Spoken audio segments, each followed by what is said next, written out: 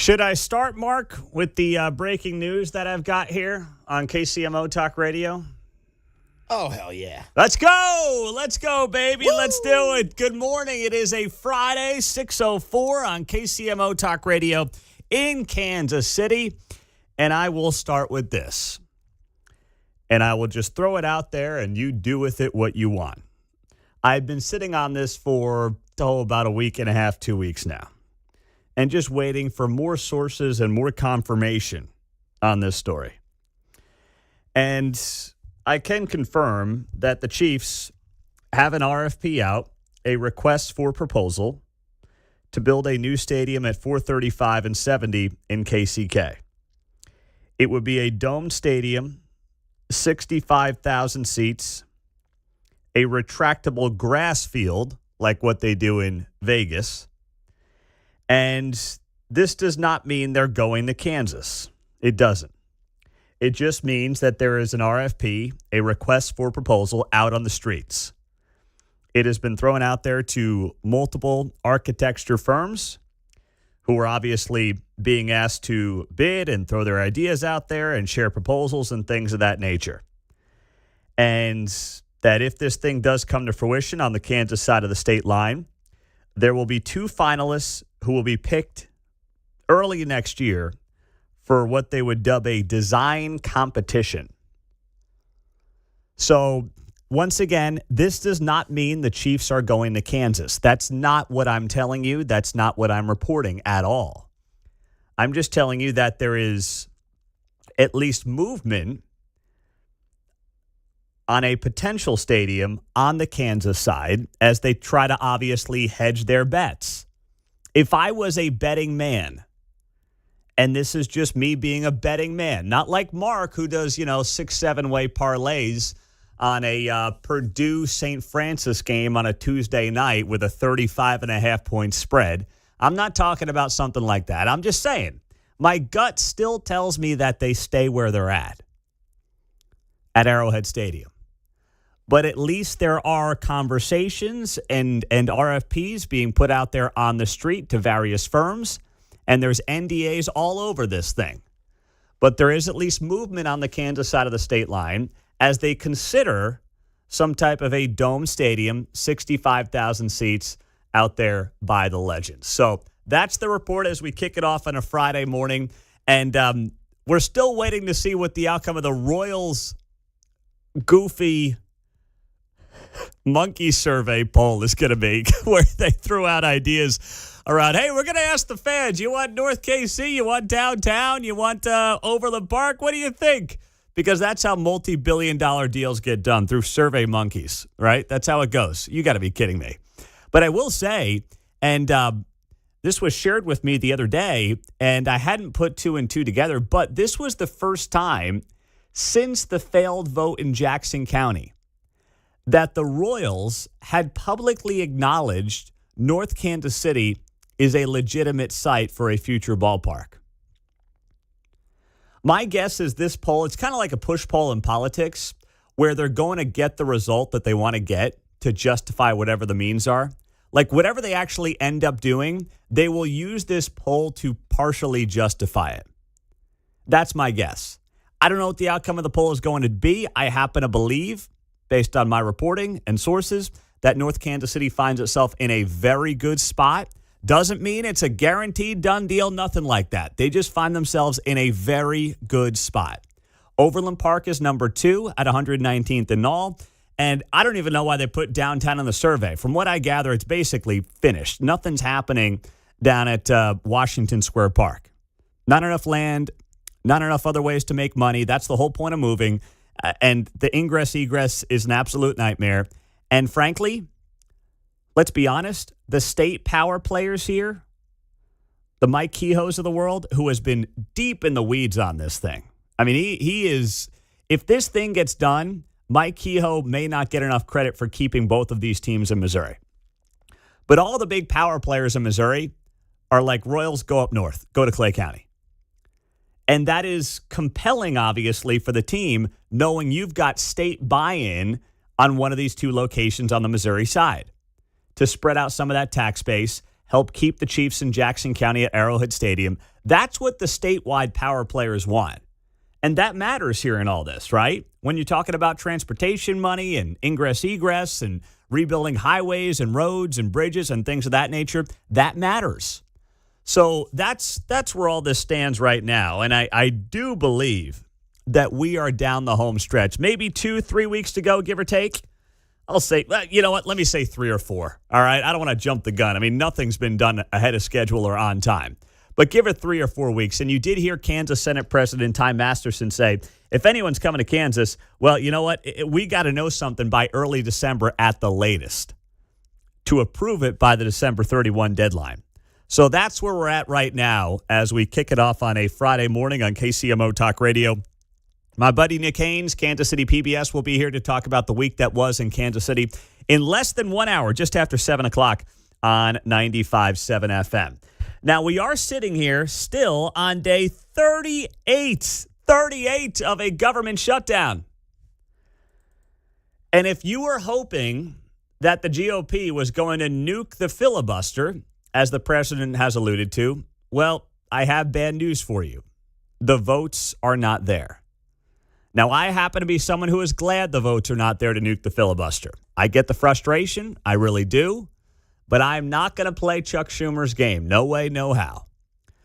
And here was Ted Cruz yesterday, Fox Business Network, confirming that, hey, votes ain't there. I'm sure you were at the Republican breakfast with President Trump. All right, he wants to end the filibuster, okay? And he's, campaigning on it, talking about it, tweeting on it. He talked to you all at the breakfast meeting. What does Senator Ted Cruz think about this? Look, the votes are not there to end the filibuster. It is not every president of our lifetime has wanted to end the filibuster, because if you want to move legislation through, the filibuster necessarily slows things down. I can tell you that when Joe Biden was in the White House and Democrats had the House and Senate, it is only the filibuster that stopped us from absolute devastation. And I will never forget that. You and I both remember some of those dark times where, boy, if they had nuked that thing then, if they had the votes to nuke it then, I bet you President Trump is not the president of the United States today. I bet you Republicans don't hold the U.S. Senate today. There may not be a traditionalist majority on the Supreme Court today. And I know some of you are going to sit there and you're screaming right now at the radio. You're screaming at your Alexa. You're screaming at your podcast if you're listening later. I don't care. I'm going to do it anyway. Maybe. It's possible. It's very possible. 2 things.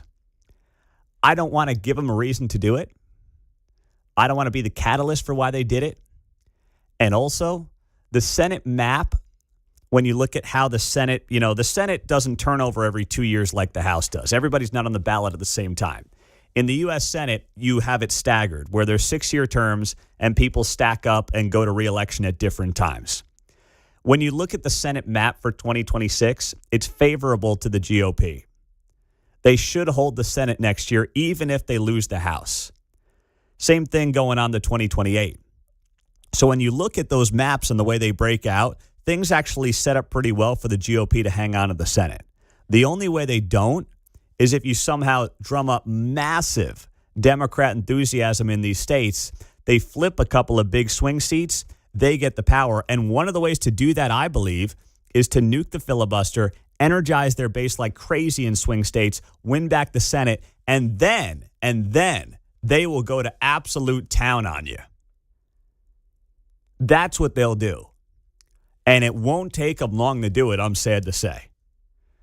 So they're holding firm. Get it going, John. So you don't think out of 52 Supreme Court justices we could get a conservative majority, one for every state plus Puerto Rico and D.C.? I don't 52-seat Supreme Court. They're going to need new chambers if they get that big. Sure. Holy smokes. Suddenly they'll tear down the Trump ballroom. And yeah, exactly. They can use the new ballroom as the Supreme Court headquarters with 52 of them sitting around.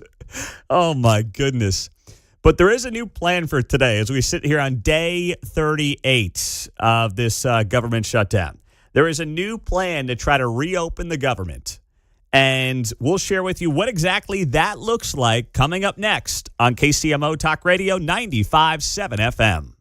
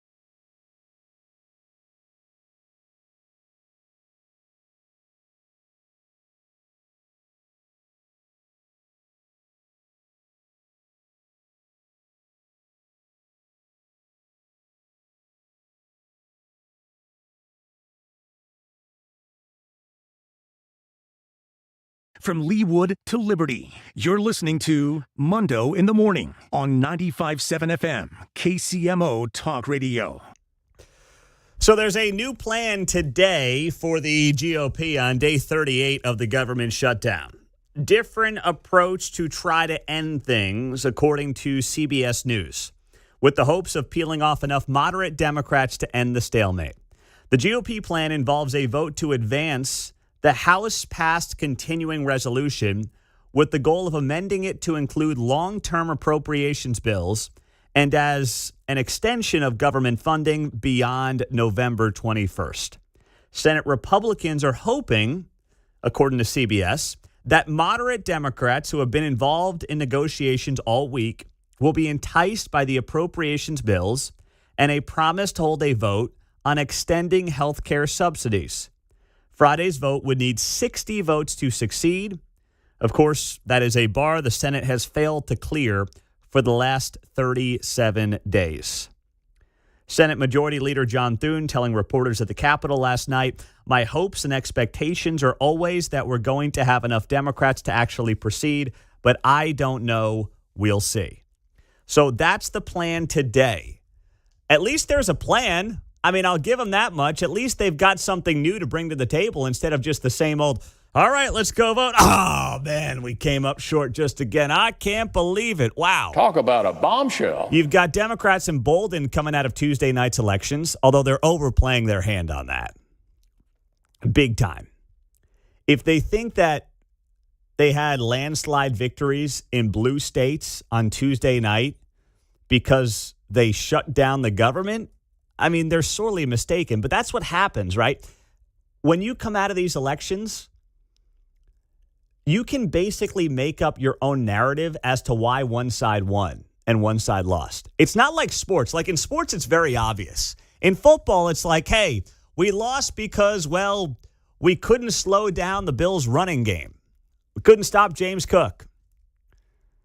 Whatever it is, it's very obvious. Like you can't really debate why a team lost. I mean, some people might always want to blame the refs, but you know how that goes. It's, those people are always out there. Same thing in basketball. It's like, hey, we got killed from three-point land. They knocked down 50% of their three-pointers. We lost the game. Like, you know why you lost in sports. It's always very obvious. In politics, you can more or less create your own narrative as to why one team ends up losing. And that's a shame, but that's what happens all the time. So Democrats right now are out there saying to themselves, hey, we won because we shut down the government and we're standing firm and we're fighting these guys and people love it. Now, I really don't think people love the idea of air traffic controllers being short-staffed and not getting paid. I really don't think they love the idea of you guys in Congress getting paid while regular people in the government aren't. I don't think they love the idea of, while we have a problem with our food stamps program, people who need them not getting their food stamps right now. Airlines being a mess. No, that's not. You won because it's an off-year election, first big chance for people who don't like Trump to go to the polls and have a voice on that stuff, and that's what they did. And that's how it went down in traditionally blue states. You put a lot of money into it. They funded their ground game very well, and that's it. But please, don't think that the shutdown is the reason that you guys are having a little success here on Tuesday night, because that's not the case at all. 913-408-7957. It is a Friday morning in Kansas City. It is going to be a beautiful Friday, by the way. Enjoy it, because by Sunday, we're not cracking 40 degrees. Let's go to Victor. He is in Parkville to kick it off on a Friday. What's up, Victor? Good morning, Pete. It is going to be a beautiful day. I'm glad you kind of brought this up, and I can't believe they're actually considering this. The founders, Jefferson, Madison, Adams, Franklin, and all them, through the founding documents, created the greatest nation on earth, the vehicle for freedom and prosperity. Okay? And the brain trusts of today, who bought into global warming, climate change, transgender, psychosis, and all that kind of stuff, these people can't even balance the budget. And they think they know best? How about we go back, reread the founding documents, and apply the principles that created this nation? Stop screwing with what got us here and go back to the founding. I mean, it's not complicated. So what do you want to see him do exactly? First off, well, I'd love to see term limits, but first off, do not blow up the Filibuster? The filibuster, yes, exactly. I mean, I'd actually like to see them bring the filibuster back on some of the other items, and I do think that we should probably work harder at. I mean, if you're going to if you're going to stick to your guns, stick to your guns. The Republicans need to point out exactly who's at fault and put out the verbiage better. We need better spokespeople and better people out there pointing out that this is the issue. It's Democrats who are holding this up. They're the ones. Now, listen, I'm not against what you're saying, but when you say better spokespeople, I mean, Mike Johnson's doing a daily press conference at 9 o'clock every day pointing this out. Are you not happy with him? Is there someone else you want to hear do it? What do you? What's the exact answer on that? Well, I like what Johnson's saying. I like that Cruz is saying it. I guess maybe what I'd like to do is see them out on the other medias and actually promoting it. Because right now we're just preaching to the choir. The people who are actually putting that information out on the networks that carry it, we're preaching to the choir. Most of us know this stuff who are on our side of the aisle. But the people who are actually voting for Mondami and, Newsom and that kind of stuff, they need a civics class to start with. Well, that's true. That is true. They're placing the blame on the wrong people. Well, here's the problem, Victor, and have a great weekend, my man. Here's the problem. It's harder than ever to reach people that you don't agree with. Now, what I mean by that is Victor brings up the people voting for Mamdani. You realize they go on their social media feeds, they go on TikTok and Instagram and wherever else, and they will never see anything that I say, obviously, that Mike Johnson says, that anybody says. They won't hear Victor's call. Because of the way social media platforms work and the algorithms feed you what you believe and what you want, that's what keeps you on the platforms. That's what keeps you scrolling through their platforms. You're never going to get that. I mean, even if you say, hey, Mike Johnson, go on TikTok. Okay, but the people that need to hear the message of what Mike Johnson is saying, they will never see Mike Johnson's TikTok feed.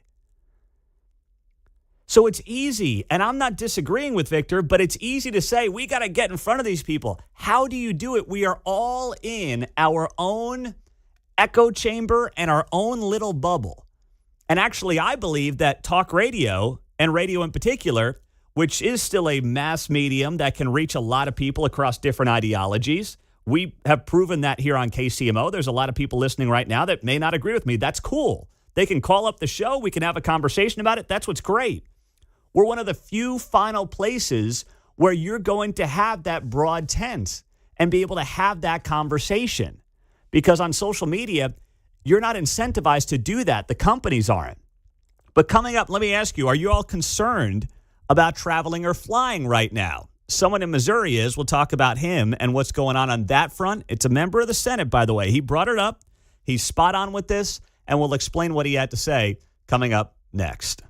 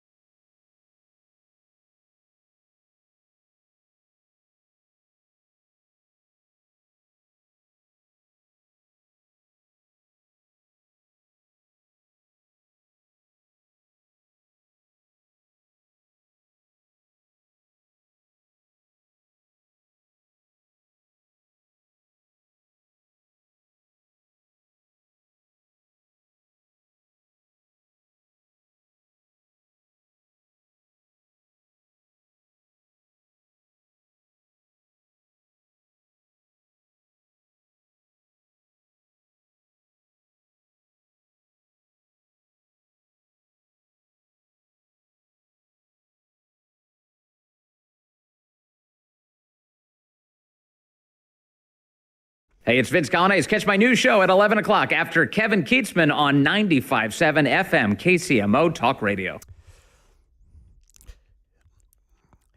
You know, Josh Hawley is sounding the alarm, rightfully so. Missouri's senior U.S. Senator saying this yesterday as we sit here on day 38 of the government shutdown. And, you know, screwing with air traffic is not the way to do it. And the FAA has ordered airlines to cut flights at 40 airports. Kansas City is not on that list right now, but obviously you could be flying somewhere today that is on that list. So you're sitting there wondering if or when you're going to get back, right? So even though it's not impacting us right here in Kansas City when it comes to cutting flights, it very well may impact a lot of the people who are leaving KCI and going somewhere else, assuming they want to get back. Now, maybe if you're leaving and you're like, hey, I'll take a break. I don't mind. A little peace and quiet for a couple extra days. I'll figure it out. Maybe that's some of you. But for most people, it's like, no, do not screw with this air travel. And this is what Josh Hawley said yesterday to reporters. All it takes is one little accident and people die. Not just get hurt, they die. So air travel is nothing to mess around with. He is so right. And this is what they're doing. They are screwing with the air travel. And we saw what happened to the UPS flight. And that, to be very clear, had nothing to do with the government shutdown. That was an engine issue that resulted in 12 people dying outside of the Louisville airport earlier this week. But the point is, air traffic or air travel is very safe in this country. Thank goodness. But one mistake with air traffic controllers not getting paid, being short-staffed as is, now being shorter-staffed, going into a situation like they've been in for the last couple of weeks, not getting paid, you have one little mistake and you've got hundreds of Americans' lives literally at risk. And it's happening with hundreds and thousands of flights every single day in this country. It's happening. Over what? Over not passing a clean continuing resolution? And then people get emboldened by what happened on Tuesday night? I mean, that is just beyond dangerous. And something that right now, I really hope and I pray that common sense prevails on all this. Now, if you're traveling, I don't know if this is something that you've been thinking at all about at 913-408-7957. But, I know there are millions of travelers who have been impacted or who will be impacted over the next couple of days unless they reopen the damn government. And just get back to business as usual and then do all your food fights. I mean, please have at it. All right, fight about Obamacare subsidies. Let's do it. GOP has failed on having any answers on health care, so they just scream about how, well, this stinks. And they're right. It does stink. Cat's out of the bag on Obamacare subsidies and how much money is getting wasted on it. That's true. But for 10 years now, 15 years now, the GOP has not had a single answer to any of it. I mean, they just, gosh, they have not had an answer on any of it. And something I didn't have on my bingo card this morning is Marjorie Taylor Greene was right. Talk about a bombshell. I know. I can't believe it. But I'm seeing her making all these media rounds over the last couple of days, and I don't even know which network she said it on. But Marjorie Taylor Greene pointing out that Republicans don't have an answer on health care. She's right. Once again, I did not expect to be saying those words.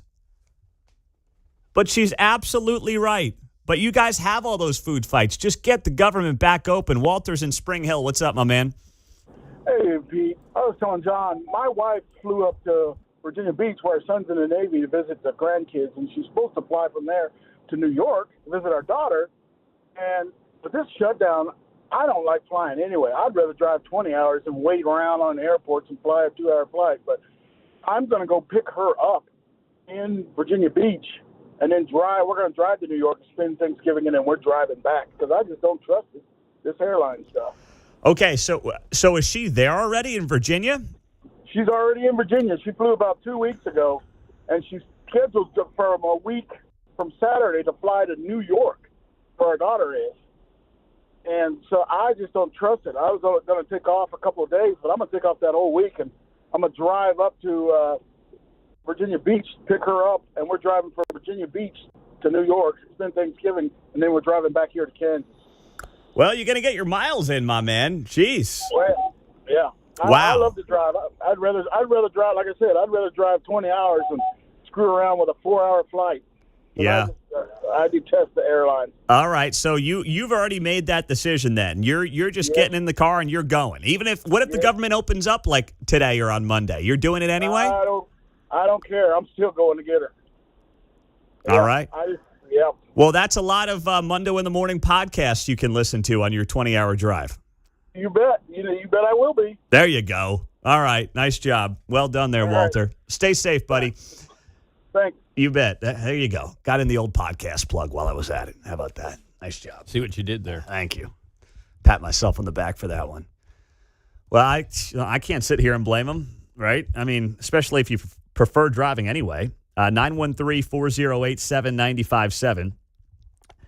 Pete, my husband flew back from Dallas last night. He said the line for security took over an hour. His gate got changed 4 times. They had to change planes. He had a delay. They couldn't get snacks. He said it was an absolute disaster. But he said he had no issues getting out of MCI. Well, yeah, we're not having those issues here yet in Kansas City. But Dallas is one of those airports, whether it's DFW or Love Field. They were both on the list for airports that are going to be and have been impacted by the scale back of flights and air traffic controllers and things of that nature. Didn't get his snacks. Jeez, that is not good. Now, the snacks keep getting worse depending on which airline you're on. The snacks just get more pathetic, it seems like, every time I fly. Walter's got the Buc-ee's mapped out. Yeah, that's why Walter wants to drive to Virginia Beach. That brisket sandwich, brother. Yeah, that's right. Make his way down to Springfield for stop 1, cut east from there, and before you know it, he's got 2 more Buc-ee's stops along the way. There you go. Maybe a Brahms. Or yeah, he may be able to squeeze in a Brahms strip. Ease, yeah, instead of getting a stale small bag of 8 pretzels that you can eat on your flight. Oh, my goodness. It's just brutal, absolutely brutal. But I don't envy anybody who's flying. I got a sister-in-law flying in today from the East Coast. Supposed to land at about, I think it's about 4:30 or so. God willing, it's on time. Everything goes okay. But, then she's got to get back on Monday. So we'll see how that plays out. I just know this much. It's my wife's birthday, too, tomorrow. Kate's birthday is tomorrow. And, boy, not that you got to harden her any, but if Chuck Schumer prevents her sister from getting here for her birthday weekend, it is not going to be pretty at our house. I'll tell you that right now. I'm going to look like a flaming liberal by the end of the weekend if her sister doesn't get here because of Chuck Schumer. I mean, phew. You got to be calling me Obama by Monday between the two of us. Not good. Not good at all. Text line 913-408-7957 is how you join us on KCMO Talk Radio. We've got Nick Haines coming up in 20 minutes. He is, of course, Kansas City PBS host. I'm on his show tonight, Week in Review. That airs at 7:30. I got a bunch of messages on Facebook. People said, hey, when are you going back on Nick's show? That came on Monday or Tuesday. It was on Election Day. I posted a photo of my middle daughter and I. You got to get back on Nick's show. It's like, I just go when he asks me. It's not my show.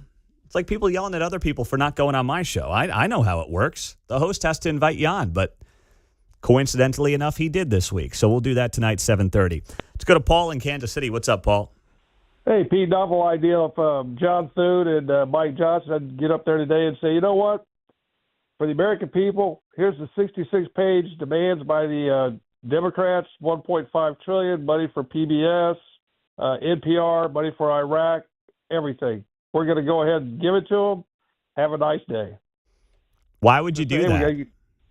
Well, I'm just throwing it out there. I mean, this thing keeps dragging on, and just give them what they want and move out.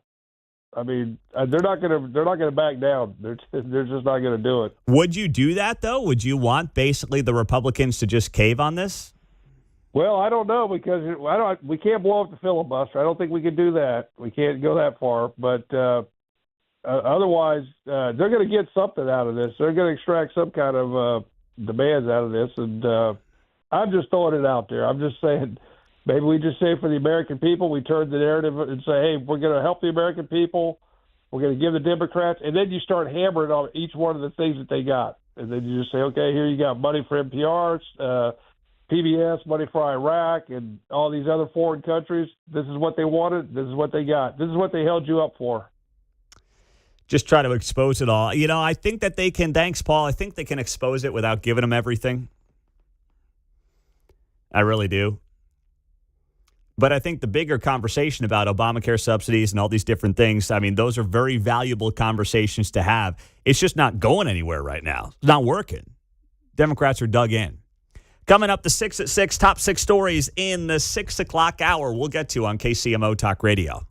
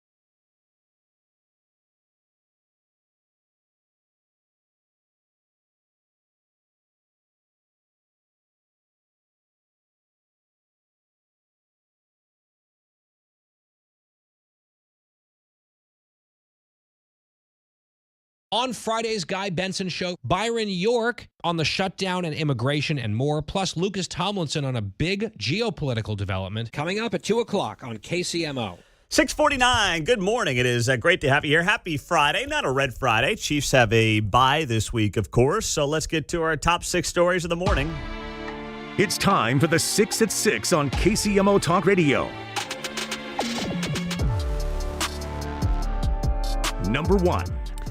Well, I will start it off where I started off the show this morning, and that is the breaking news that we have shared exclusively on KCMO Talk Radio.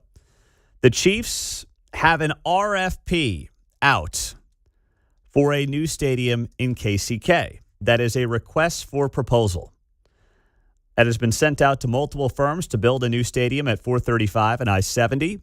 It would be a domed stadium, not retractable roof stadium, a domed stadium, 65,000 seats with a retractable grass field. The team will whittle down from about 10 firms to 2 by early next year for what they would call a design competition. Now, this does not mean that the Chiefs are going to Kansas.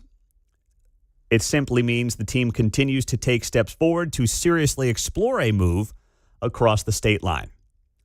So that is out there right now. It is on the streets. It has been sent to multiple firms in Kansas City and elsewhere. And there are NDAs all over the place, so don't expect anybody to talk about this on the show outside of myself. But I do have it on good authority that the RFP request for proposal has been sent out for a new stadium in KCK for the Chiefs, domed 65,000 seats, and we'll see how it plays out. I would still put my money on Arrowhead if I had to, but know that things are progressing on the other side of the state line. Number 2. Next up in our 6 at 6, let's go to North Kansas City, where a shooting at the CVS left one person dead yesterday afternoon. So law enforcement arrived. They found a victim who had just been shot to death. Officers took the suspected shooter into custody. Police did not release any names in connection with the incident. Officers did not say if the shooting took place inside or outside of the CVS. But this happened yesterday at the CVS right there on Armour Road at about 3 p.m. in the afternoon. So not like 3 in the morning, but 3 in the afternoon. Not a great look, obviously, especially as North Kansas City tries to bring a ballpark to its backyard as well. Number 3. Rolling through the 6 at 6, the story out of Mizzou is odd. An 18-year-old Missouri student from the Kansas City area has been charged and held without bond after he was accused of choking a victim in late September. Maxwell Warren of Overland Park faces charges of first-degree burglary, 2 counts of felony domestic assault, and 1 count of misdemeanor domestic assault. A probable cause document alleged that on September 26th, Warren had been blocked on Snapchat by the victim. He then showed up uninvited to the victim's residence hall at the university, pushed the victim against the bed, and put his hands around their necks, strangling them. He demanded the victim add him back on the social media platform. The court document states the victim took a picture of the red marks imprinted on their neck after Warren left. 2 days later, Warren messaged the victim on Instagram saying, quote, "I remember getting really upset once or twice when I choked you. I feel awful. You deserve so much better." But 2 days after that, Warren told the victim on Snapchat he would choke her and beat her up. So this is a really terrible story. He was arrested Tuesday, pleaded not guilty in his Wednesday arraignment hearing. Warren has a bond hearing set for Monday afternoon. Number 4. Next up in the 6 at 6, well, there's a new plan for the Republicans on the government shutdown, day 38. Here's the plan for today. The GOP plan involves a vote on advancing the House-passed continuing resolution with the goals of amending it to include long-term appropriation bills and an extension of government funding beyond November 21st. Senate Republicans are hoping that moderate Democrats who have been involved in negotiations all week will be enticed by the appropriations bills and a promise to hold a vote on extending Obamacare subsidies. If they can get to 60 votes today, the government will open back up. Obviously, they have failed to do that for the last 37 days. This report came from CBS News at about 11 o'clock last night. So we'll see how it plays out today in Washington, D.C., in the Senate. Number 5. Well, the city of Kansas City, Missouri has settled with former city manager Brian Platt to avoid a lawsuit following his suspension and eventual termination earlier this year. More of your tax dollars going out the window as they settle another lawsuit in KCMO. Whether it's tied to cops, whether it's tied to disgruntled employees who get fired, or in this case, former city manager Brian Platt. The city did not say the amount of the settlement, but did confirm with Fox 4, quote, the dispute has been resolved and the city wishes Platt the best on his future endeavors. I guarantee you this was a major settlement. Brian Platt was making like $300,000 a year. And, you know, when you're making that kind of dough and then you go after the city, I mean, that settlement is not going to be cheap. The city voted to remove Platt from the city manager position back in March after he was suspended following a lawsuit by his former communications director. You remember that whole story. Chris Hernandez sued the city, claiming Platt instructed him and other staff members to lie to the media. Hernandez got hundreds of thousands of dollars in his settlement, and I guarantee you that Platt got at least that much as well. That's just my guess on the situation. And once again, it's just your tax dollars being shipped right out the door in lawsuit settlements. Number 6. Lastly, in the 6 at 6, we got a surprisingly good college basketball game tonight for one of our local teams. Top 25 matchup in Chapel Hill. Number 25, North Carolina, hosting number 19, Kansas tonight. How about that for your Friday night viewing? That'll tip off at 6 o'clock on ESPN. I don't know what I'll do because I have YouTube TV, and they still do not have the ESPN channels. So, Mark, you'll have to text me updates all night because I know you're going to have a nice, juicy bet on this thing. Oh, yeah, we'll do. If Darren Peterson can stay healthy and avoid those cramps, I think they'll win this one. Yeah, it's a tough place to play on the road at Chapel Hill. But, hey, why not? That's a good way to get you to Saturday when the college football gets back underway. So, top 25 matchup tonight in Chapel Hill. KU on the road against UNC. There's your 6 at 6, top 6 stories. Coming up next, Nick Haines, Kansas City PBS, on the biggest news in Kansas City this week. He'll analyze it and more coming up next.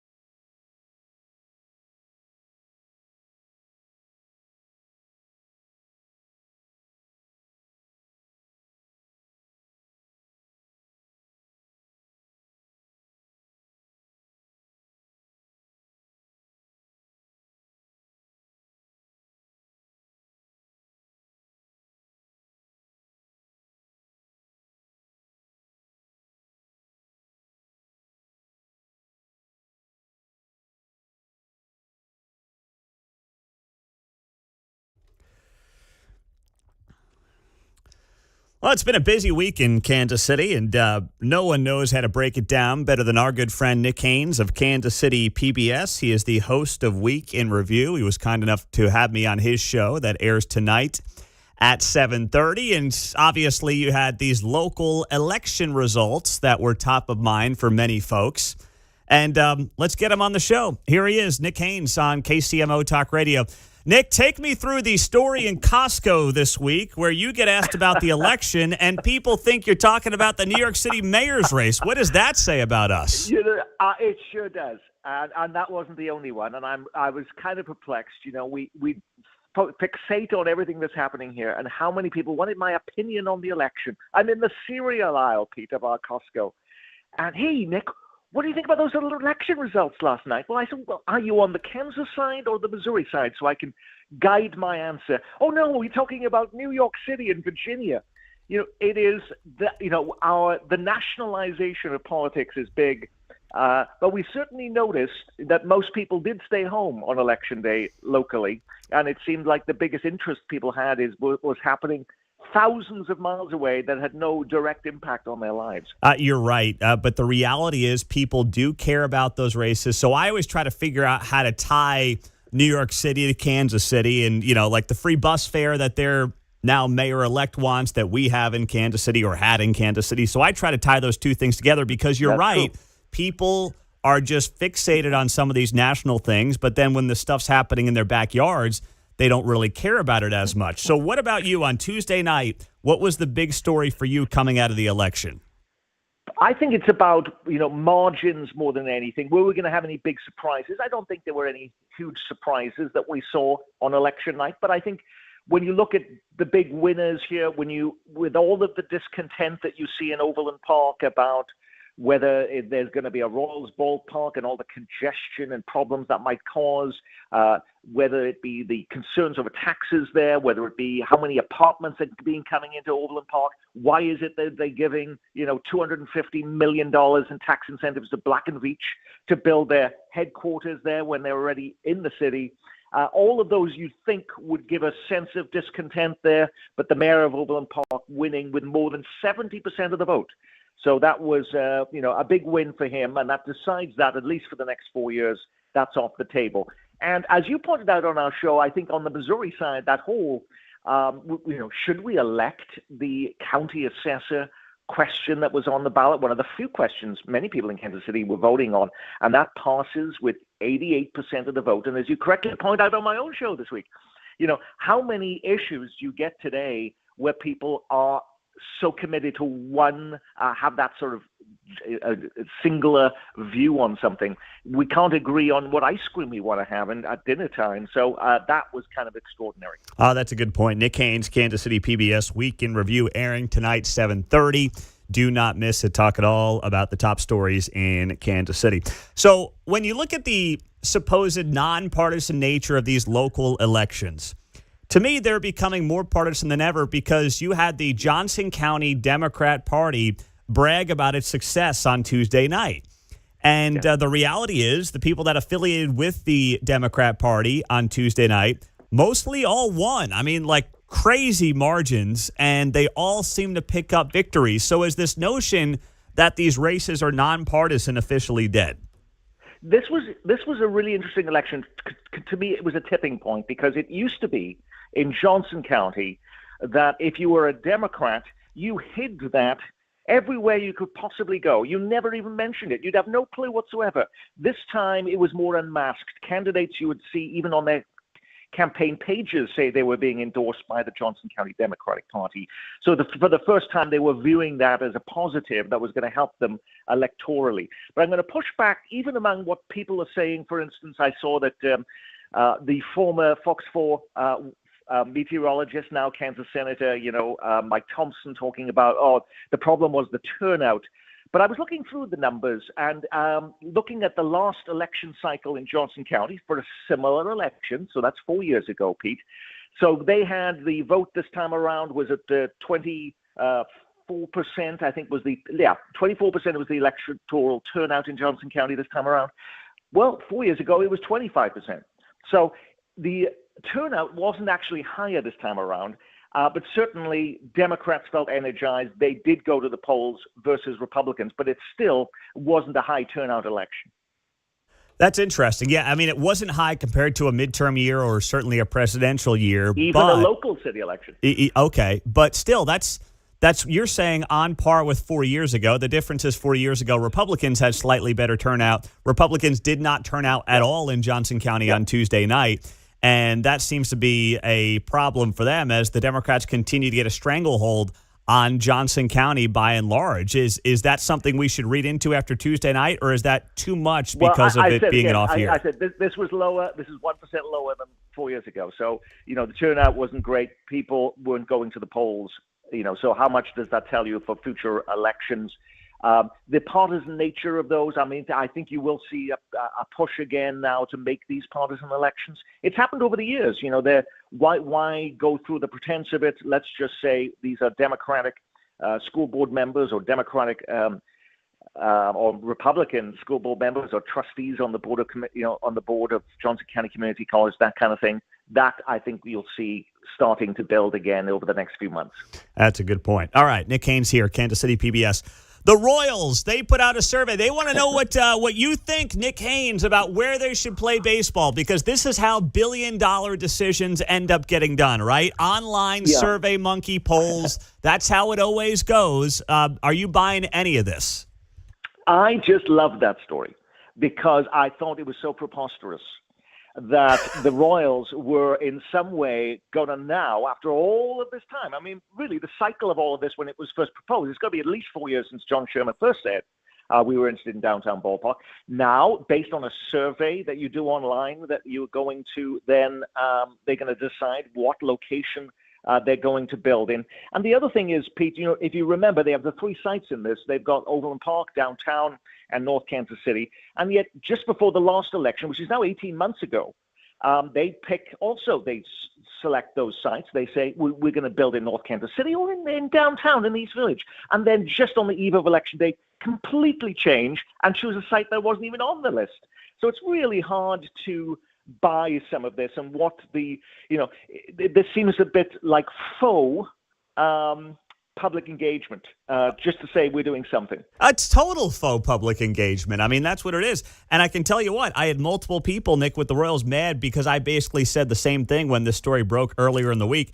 And, the push was, we're just trying to get input from the fans. It's the 11th hour, please. I mean, if nothing else, Nick, I think that this is going to be like a push-pull in politics where they're trying to get a certain outcome to justify what they already want to do. Do you think that might be part of the plan? That is true. I think we are also being players here in this, and we sort of talked about this when at the very beginning of the show, and you said, well, everybody really is fixated on these races for New York City and Virginia. They're not terribly focused locally. When you think about local issues, this is something that gets people interested. Where's the stadium going to be? And that is a very common question people ask me when I'm around town, constantly about that question. So this is something that's going to get attention.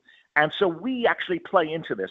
And how many stories I saw this week, it's down to the wire on the stadium. Well, they've been saying that for months. What is down to the wire? I mean, there seems to be the deadline keeps changing. We are playing into this ourselves. And that's why you also see in the media, of course, every story has to do with Donald Trump, even if it's nothing to do with Donald Trump, because they know somehow that's going to get the clicks and things that they want. And so we are also being used in this whole process. Nick Haines with Kansas City PBS. Tonight, Week in Review, 7:30. Do not miss it or just DVR it if you're going to be out. Well, thank you, Nick, for having me on your show. I know you get a lot of flack when you put me on there, so I do appreciate you doing it. Hey, Pete, you were terrific. Thank you. Hey, you got it, Nick. Thanks so much, my friend. Have a great day. There you go. Nick Haines on KCMO Talk Radio. Always good to have him on the show, breaking down what is going on in the Kansas City news cycle. Now, one huge story that is starting to build that I think will, and already is getting national attention, comes from a rural community out to our west. And it's one of these stories that people would lead you to believe is impossible. This can't actually happen. This is stuff of conspiracy theories. It's not. It's not. And we'll get it to you coming up on KCMO. We have your last chance at Trans-Siberian Orchestra tickets coming up in a half hour. 7:45, we'll give those away right here on KCMO 95.7 FM.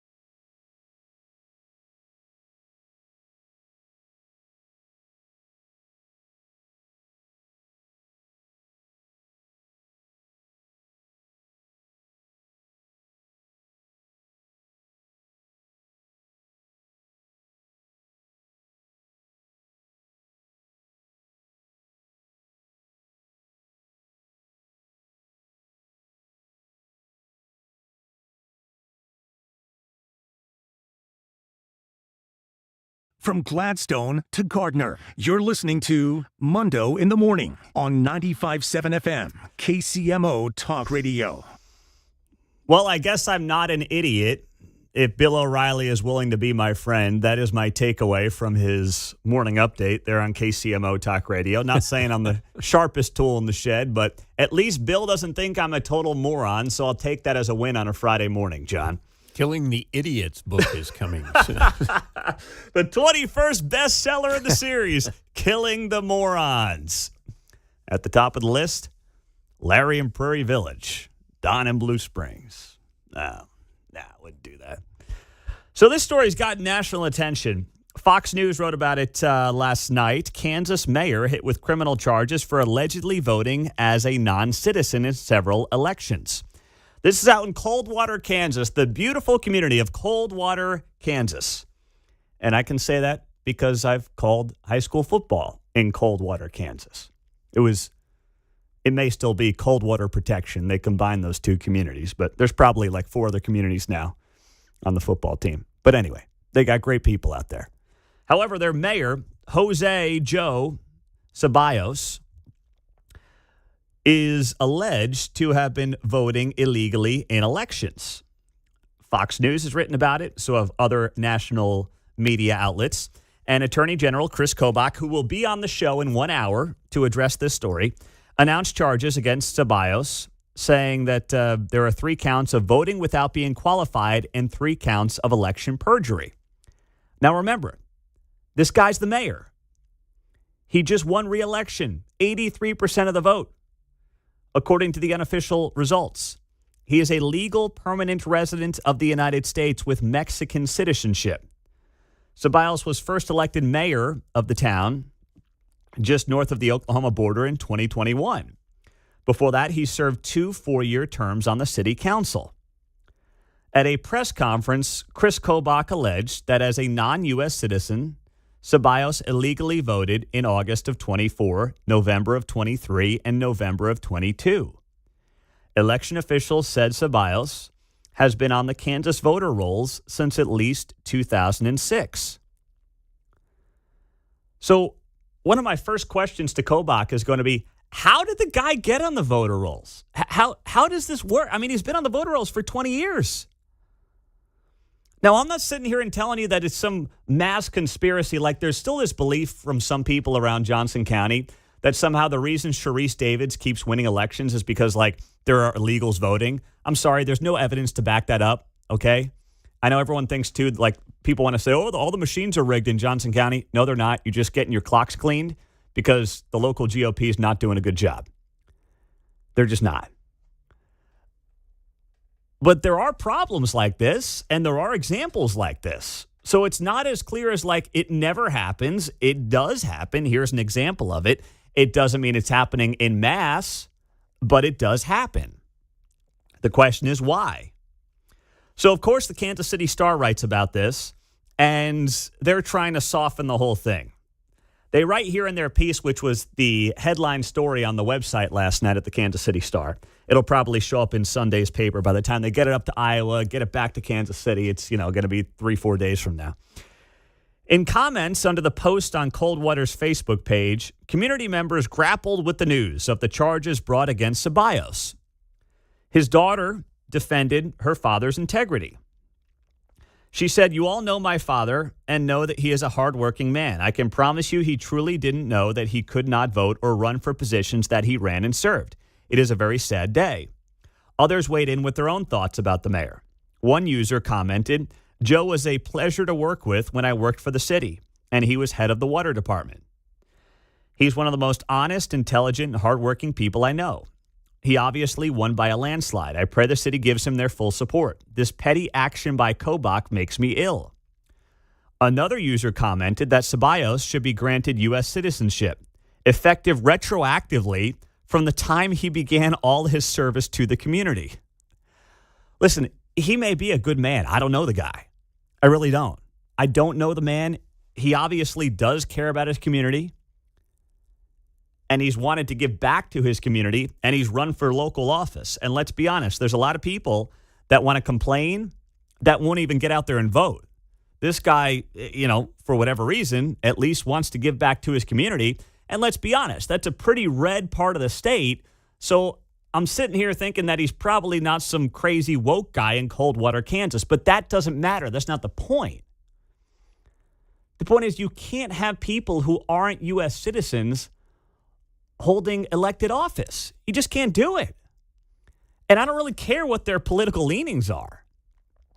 I mean, could you imagine going to Europe and being like, I'm going to run for this office in some country in Europe and people are going to be cool with that when you're not a citizen? No. And nor should they be cool with that at all. But this idea that the guy should be granted U.S. citizenship effective retroactively because of his service to the community, I mean, that's the dumbest idea I've ever heard. You got to be kidding me. Sure, that'll entice people who aren't citizens to run for office and then make them retroactive U.S. citizens. What a just brilliant idea. You can't be doing that. I know Facebook is a cesspool for bad ideas, but that's right up there with the worst of them. One user questioned whether the city's legal department would represent Ceballos in court, and another posted a meme featuring President Trump with the caption, "Enjoy an ice-cold glass of deportation." Okay, so the Star's trying to make it out to be everyone's just posting Trump memes that disagrees with this guy being in elected office as a non-citizen. I mean, come on. It's obvious what the Star's trying to do here. It's so obvious. Kobach will answer more of our questions coming up. 913-408-7957. Coming up, I want to hear from the farmers on sorghum. I'll explain the story coming up next.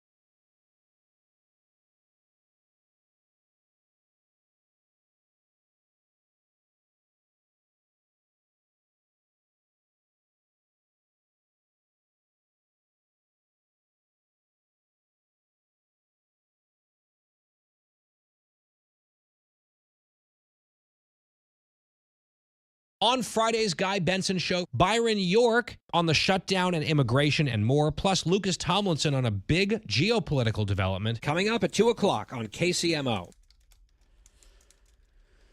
That's going to be a good one. Guy Benson, 2 to 5 every afternoon on KCMO Talk Radio 95.7 FM. All right, let me ask the farmers this, because Roger Marshall, Kansas U.S. Senator, put it up yesterday on social media, and it is the fact that sorghum farmers should be very happy today because the first shipment is on its way to China.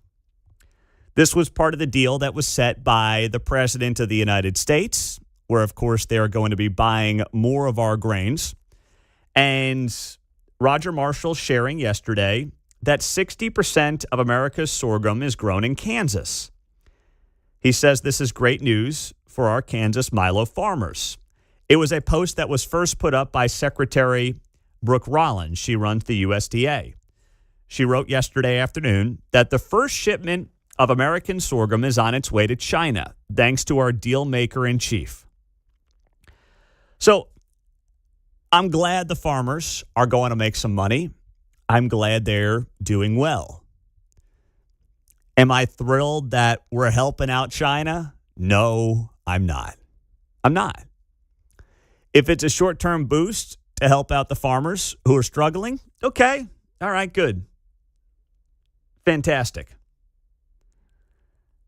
But is it the long-term answer here? Is it truly America first? And that is where, if you're in the industry, because I'm just scratching the surface here, all right? 913-408-7957. Is this really where you want to see Kansas sorghum go? Do you want to see it going to China in your perfect world? I don't think anybody can come to the conclusion that the answer to that is yes. I don't know why that would be where we want any of our crops to be going, any of our grain to be going, anything to be going to China. But I understand that we've got this buildup. We've got an oversupply of it. And if we don't get it somewhere, well, guess what? That hurts the farmer. So I understand the issue that the farmer is facing on this front. But I'm also not going to do cartwheels over helping out China here, because we know they're the worst actors on the world stage, right? Whether it's going back to COVID, whether it's fentanyl coming to Mexico, getting across the U.S.-Mexico border, like they're bad actors. The Chi-Coms are not people that we want to help at all. So I'm just not sure that bragging about this is really the play right now. The farmers who are getting helped here by this, they know they're getting helped by this. But I don't sit here on a Friday morning being like, oh, boy, good thing. This is just, whew. Boy, I was getting worried. I'm glad those Chinese are going to get their sorghum. Nah. 913-408-7957, the text line and the studio line here on KCMO Talk Radio. And it brings up the broader conversation, too, about the economy, specifically the price of groceries. And this is right now a fine line that this administration is trying to walk. They're trying to say things are better, but you do not want to go down the route of Joe Biden. You don't, nope. Come on, man. You don't want to do it. No. Biden spent 4 years trying to convince you that the pain that you were feeling, that we were all feeling at the grocery store and elsewhere, was not real. And, well, what's the big deal? I'm doing a great job.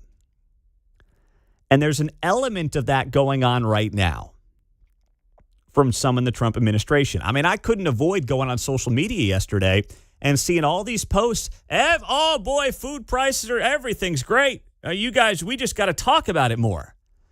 Well, first off, the data on the grocery prices does not suggest they're great. The grocery prices have shown a 4 to 5% uptick largely year over year in most parts of the country. It's not great. That's outpacing inflation as a broad number. So acknowledging that there is still a lot of pain and there are still a lot of issues is the way that you actually connect with people. Now, I believe in this administration and what they're doing and trying to do to bring prices down. I certainly don't want the other guys and gals in charge. No way, no how, no thank you.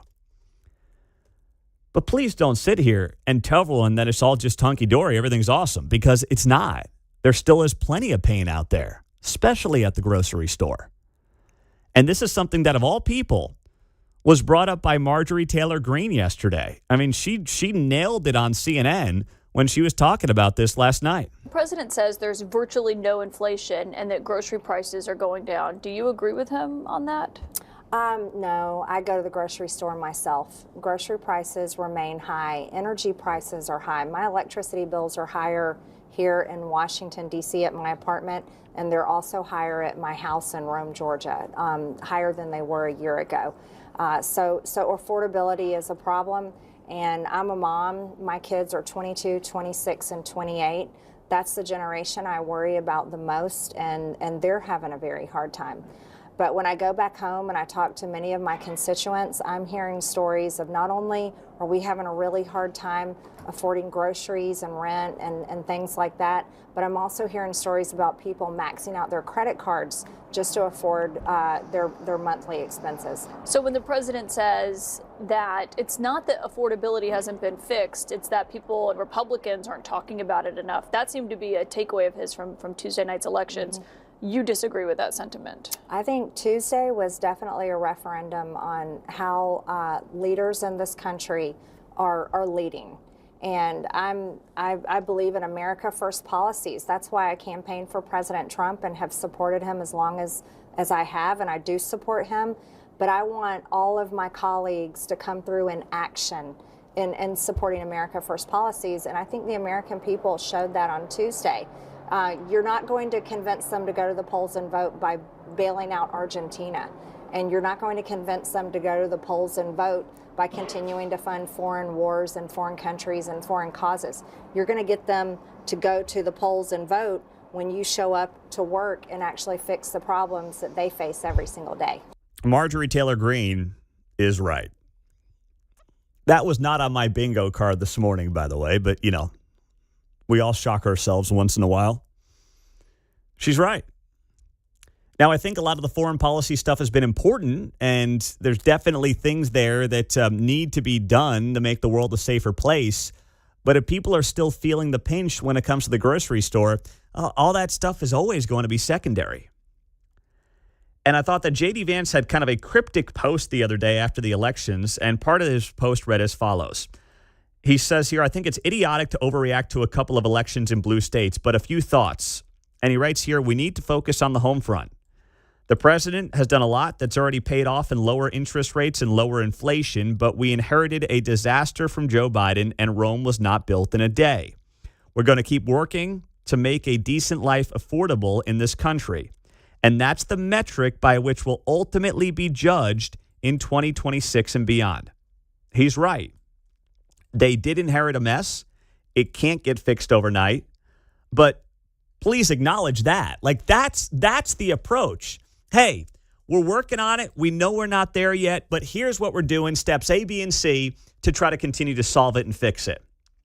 Instead of saying, everything's great, Thanksgiving meals are down, prices are down, everyone's happy. It's like, no, please. No. And there was this big story this week about how Walmart reveals 2025 Thanksgiving meals that they are offering are at their lowest levels since 2019. And folks in the White House were bragging about that.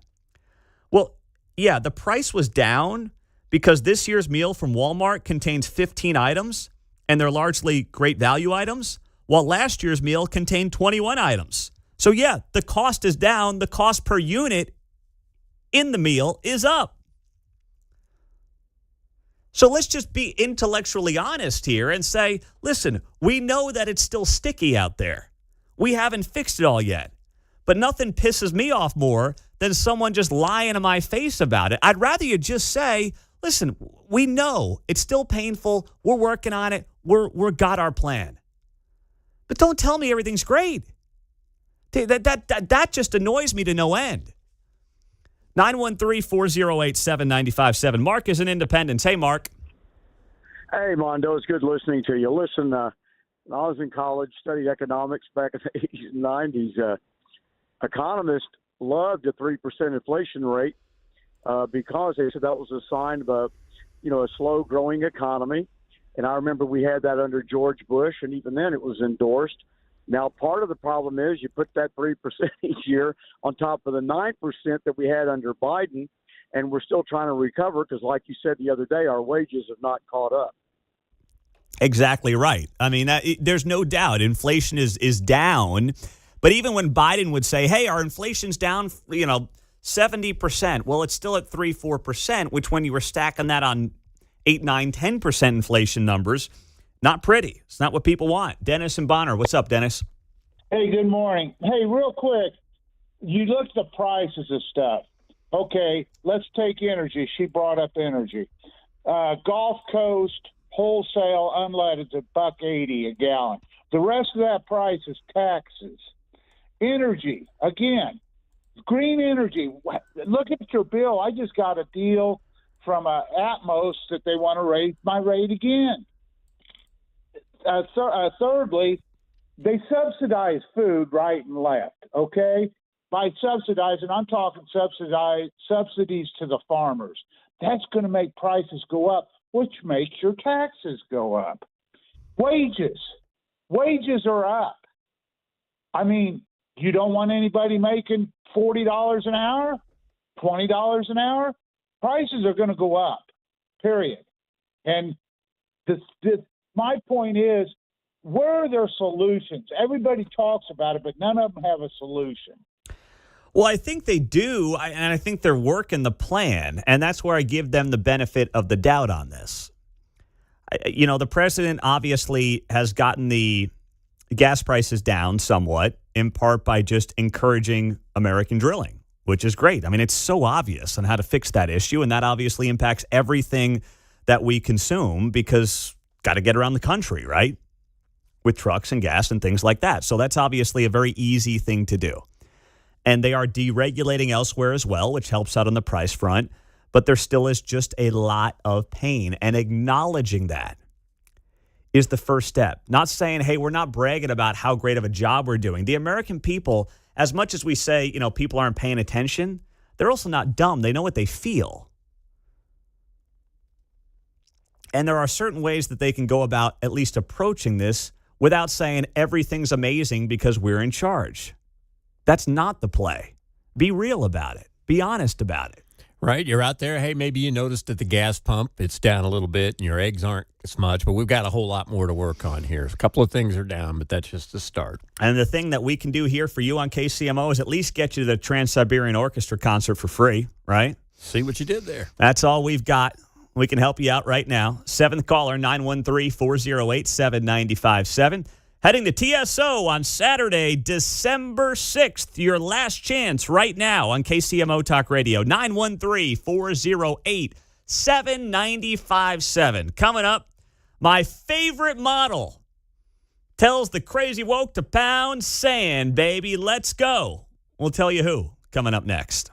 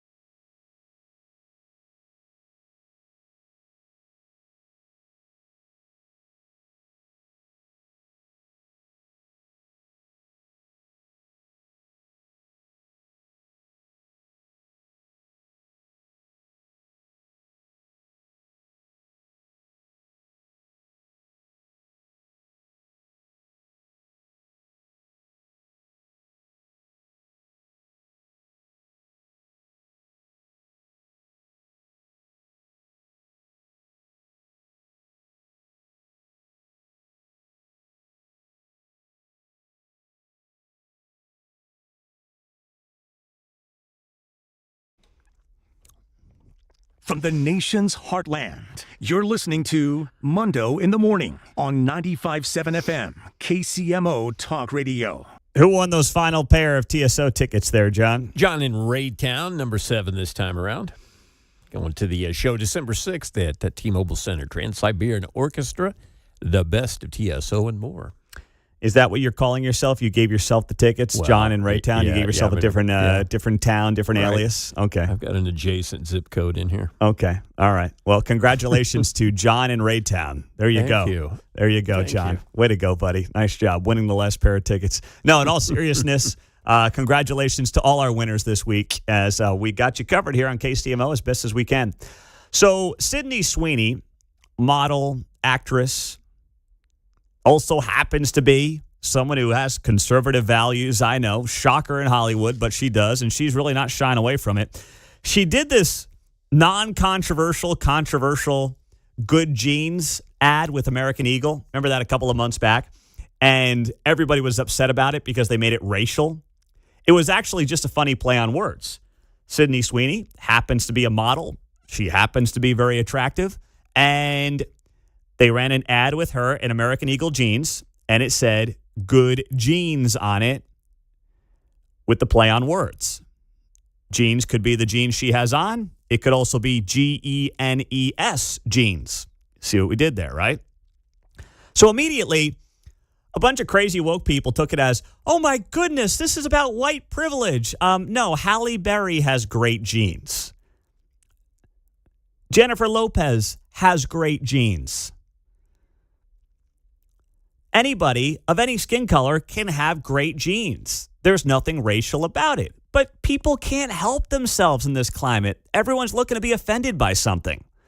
So Sydney Sweeney did an interview with GQ magazine, and she was asked by this reporter if the Good Genes ad was basically potentially racially motivated. And take a listen to what she had to say. The criticism of the content, which was basically that maybe specifically in this political climate, like white people shouldn't joke about genetic superiority. Like that was kind of like the criticism, broadly speaking. And since you are talking about this, I just wanted to give you an opportunity to talk about that specifically. I think that when I have an issue that I want to speak about, people will hear. Good for you. Go pound sand, lady. White people should not joke about genetic superiority. Why is it about her being white? Why are you seeing skin color as the driver of the Good Genes ad? If Halle Berry did the same ad in her prime, I mean, she could pull it off now since she has great genes. The whole premise. Would anybody say, I don't know if black people should be talking about genetic superiority? Oh, no, that wouldn't work. Okay, I just want to make sure that I'm, got my wokeisms right here. So it was never about her white skin making her genetically superior. She is genetically superior.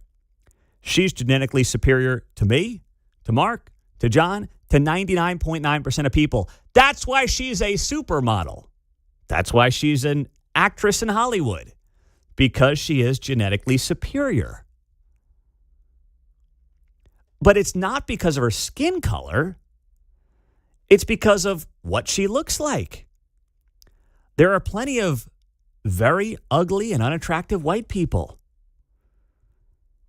The skin color is not the driver of your looks. Now, everybody may have different styles and looks that they prefer, but it's not driven by your race. Only those who want to see race see this as a racial issue. And good for Sydney Sweeney telling GQ, not doing it. So then the GQ interviewer tried to get her on the whole well, Trump had your back. How do you feel about that? Jeans are uncontroversial. Jeans are awesome. Yeah, I like your jeans. You look great in your jeans.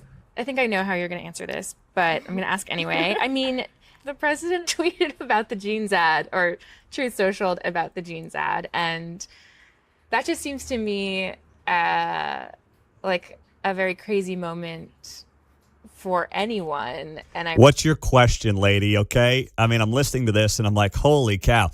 As someone who listens to a lot of interviews and tries to perfect the interview, never done one that's perfect, but tries.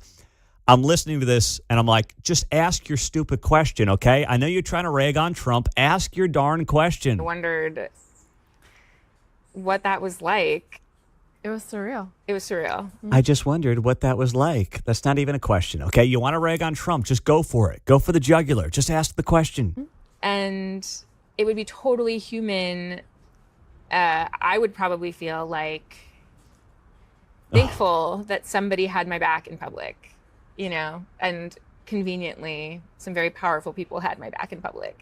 And I wondered if you felt that way. Here's the question. Here's what she's trying to ask. Do you support Donald Trump having your back? That's what she's trying to get into. She's trying to corner her into saying something favorable about the president of the United States having her back, Sydney Sweeney's back. Here's what Sydney says. I don't think that it's not that feeling I didn't have that feeling, but I wasn't thinking of it like that. Okay, fine. No, that's the answer. No. You all want to make it into something that it's not, but the answer to the question is no. And good on Sydney Sweeney for not falling for any of this, for not apologizing for any of this, and for standing firm. How about that? We're all learning from supermodels today here on KCMO. And we're sharing exclusive breaking news with you in Kansas City right after the news.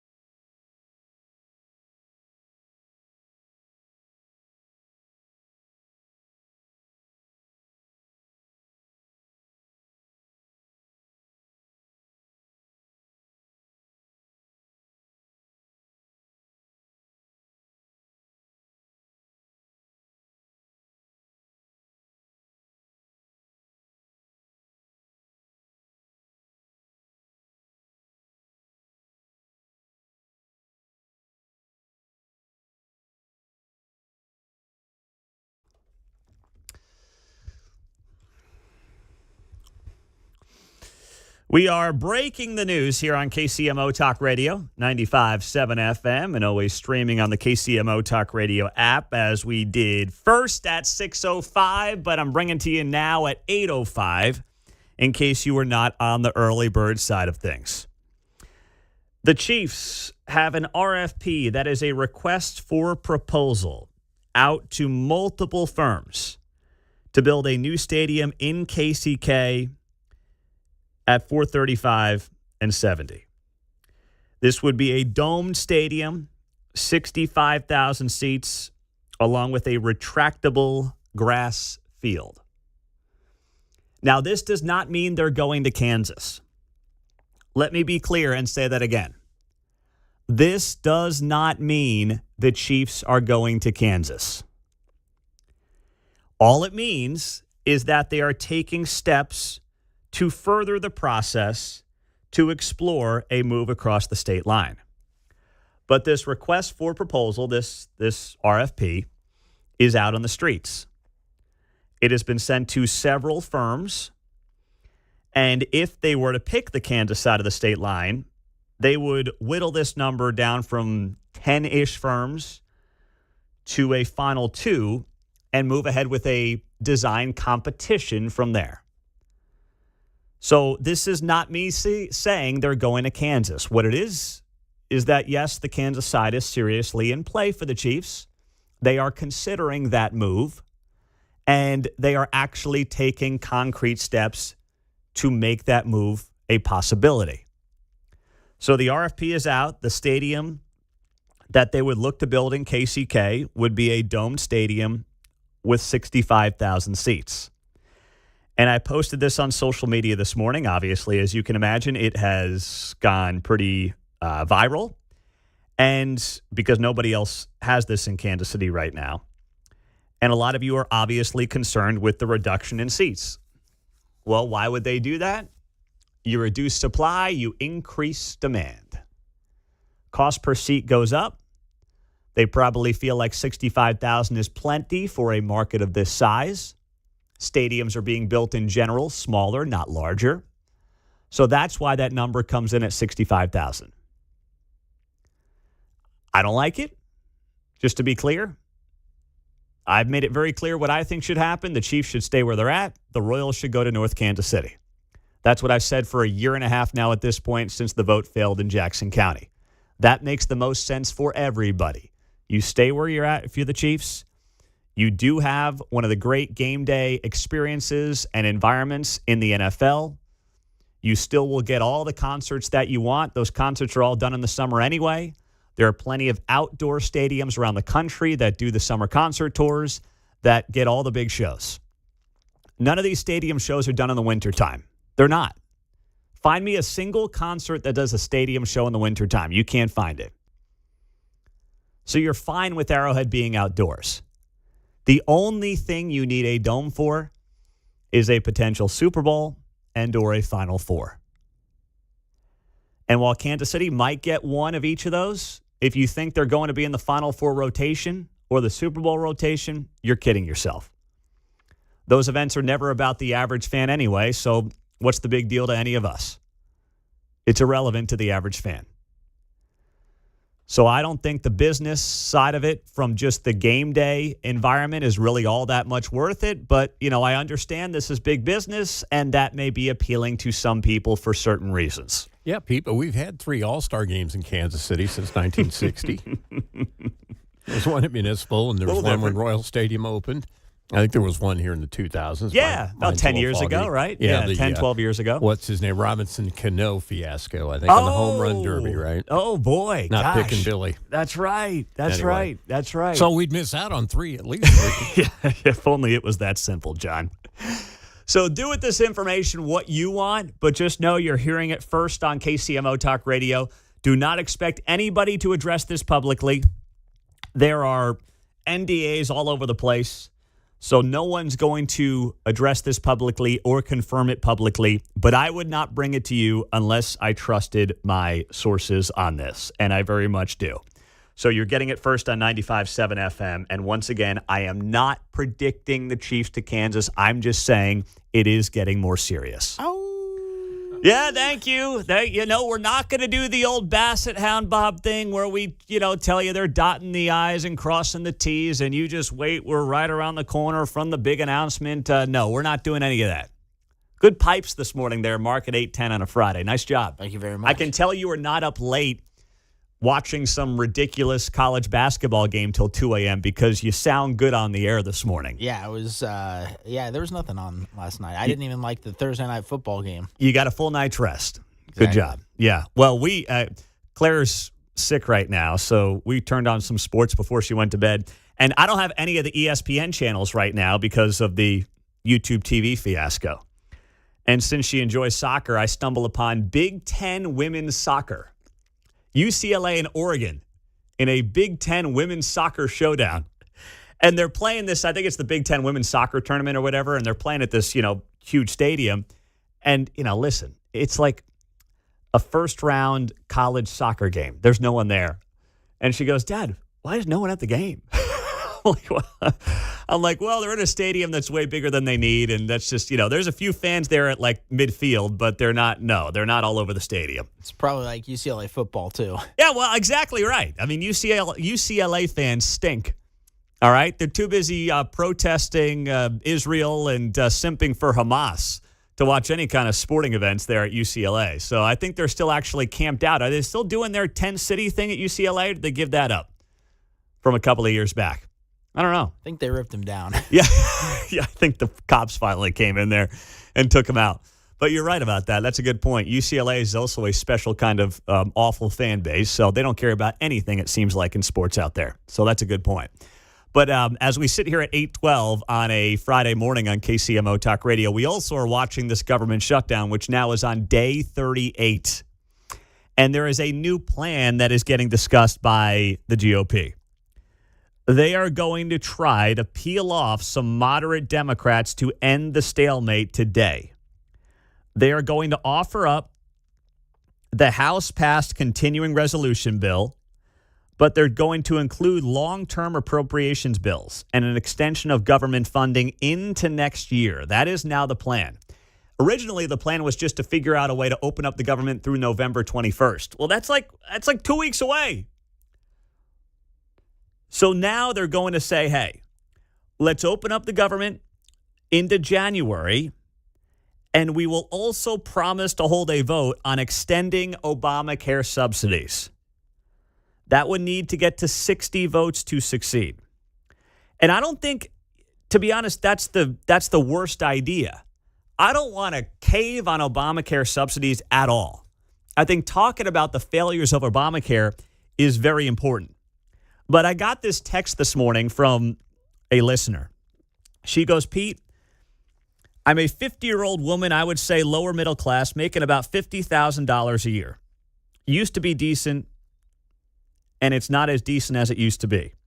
Unfortunately, my employer does not offer health insurance, and the only insurance I can afford is Obamacare.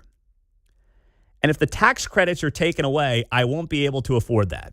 I'm a huge Trump supporter, but why would they want to take the tax credits away from helping people like me? I don't think illegals should get it, but I do believe hardworking American citizens like myself should.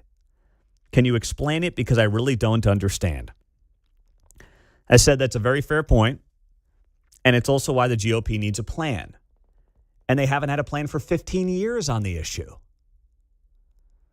So there's something to be said for that texter right there. Not because she's a Trump supporter, that's not why, but it does highlight the point that there are people who voted for this president who will in part get hurt by this. The broader conversation is the failure of Obamacare. But that doesn't change the equation for people who are about to see their premiums skyrocket. What do you do about that? And that's what the GOP has to have an answer on. And it is the one thing that they have failed to have an answer on, not just during the shutdown, but long before that as well. I'll go all Candace Owens here with a conspiracy. I'm like, does the insurance industry have pictures on everybody? Because that's where our problem is in my world. Duh. Well, they've gotten very rich. Obama thought he was helping the little guy. He helped the insurance companies. Well, our texter can't go out there and shop and get the best rates for I know. himself, right? I know. Absolutely. No way to do it. Coming up, Kris Kobach is going to be here, Kansas Attorney General. How does a mayor in Coldwater, Kansas, end up getting an elected office as a non-citizen? How does he even get on the voter rolls to begin with? Kris Kobach will answer that and more next.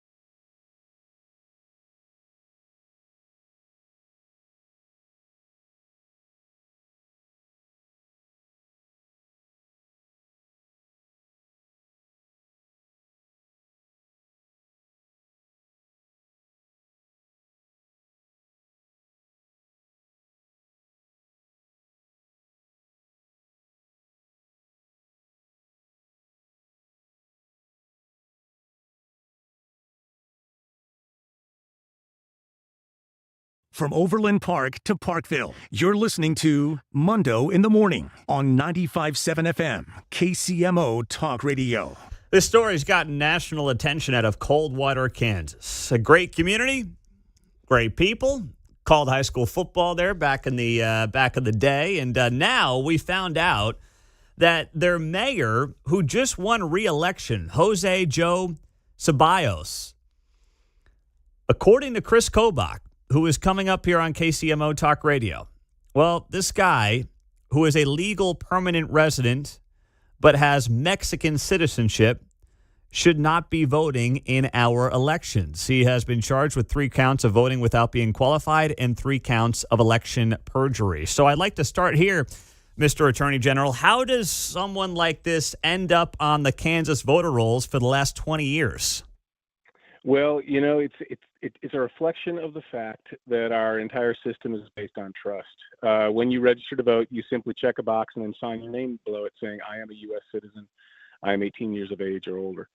And so many non-citizens have gotten on our voter rolls. So, you know, I suppose it was inevitable that at some point, someone who actually ran for office might also be on our voter rolls and voting illegally. But it is a crime. Every time a non-citizen votes, it cancels out the vote of a citizen, effectively. So how did you find out about this? So I can't give you the exact details because the case is pending, and this will all come out at trial. But suffice it to say that the Secretary of State's office informed us, and the Secretary of State's office had an indicator that something was, that the individual might indeed be a non-citizen.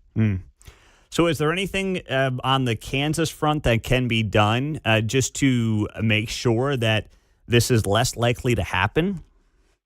Yeah. Well, one thing that I pushed as a policy matter back in 2011, then defended it in federal court, and you may remember this in 2015 and 16, was we passed a law in Kansas saying that you have to prove your citizenship when you register, because once people get on the voter rolls, as was the case here, it's very difficult. You don't have a mechanism for being able to say, oh, there's a citizen, there's a non-citizen. And so it's better on the front end to screen people when they get on the voter rolls. Anyway, it was fought in court. We drew a panel of judges in the 10th Circuit that was, I think, biased against our law. If the law had gone to the U.S. Supreme Court, I'm absolutely certain we would have won the Kansas law requiring proof of citizenship. Anyway, that debate is still out there. There's an Arizona law that's working its way to the Supreme Court right now. How big of an issue do you suspect this is in Kansas? I suspect that there are according to an expert witness in that case I was telling you about back in 2015-16, he testified that there are likely thousands of non-citizens on our voter roll, doing a statistical analysis of it. And I think that is probably the case. We may finally get the answer. There is one external way you can kind of look at a state's voter rolls, and that is bounce the state's database, its voter rolls, against the Department of Homeland Security's list of known aliens in the United States. And I've been asking for that way back when I was Secretary of State, and continue to ask as Attorney General. It looks like finally, after more than a decade of asking, we may actually have that. And if so, we will be able to find many, many more non-citizens on our voter rolls. So if it's that bad in Kansas, then, you know, and we've got pretty good laws here, what does that mean in some other states, whether it's California, Illinois, New York? I mean, what do you suspect the numbers look like there? Well, you know, in Kansas, as you mentioned, we do have very good laws. We do have protections like photo ID and other things that tend to discourage people from registering and voting illegally. If you take a state like California, where it's anything goes, Katie bar the door, they have a system of deliberate non-scrutiny of people when they vote. I think the percentage of voters in California who are non-citizens is going to be much higher. Plus, also the percentage of the demography, the percentage of non-citizens in the population is much higher. So, you know, I think there the voter rolls are probably looking very horrible. But of course, we won't know that unless the Democrat Secretary of State or the Democrat Attorney General wants to check their voter rolls, and I wouldn't hold your breath on that because, of course, it's in the grips of far-left Democrats.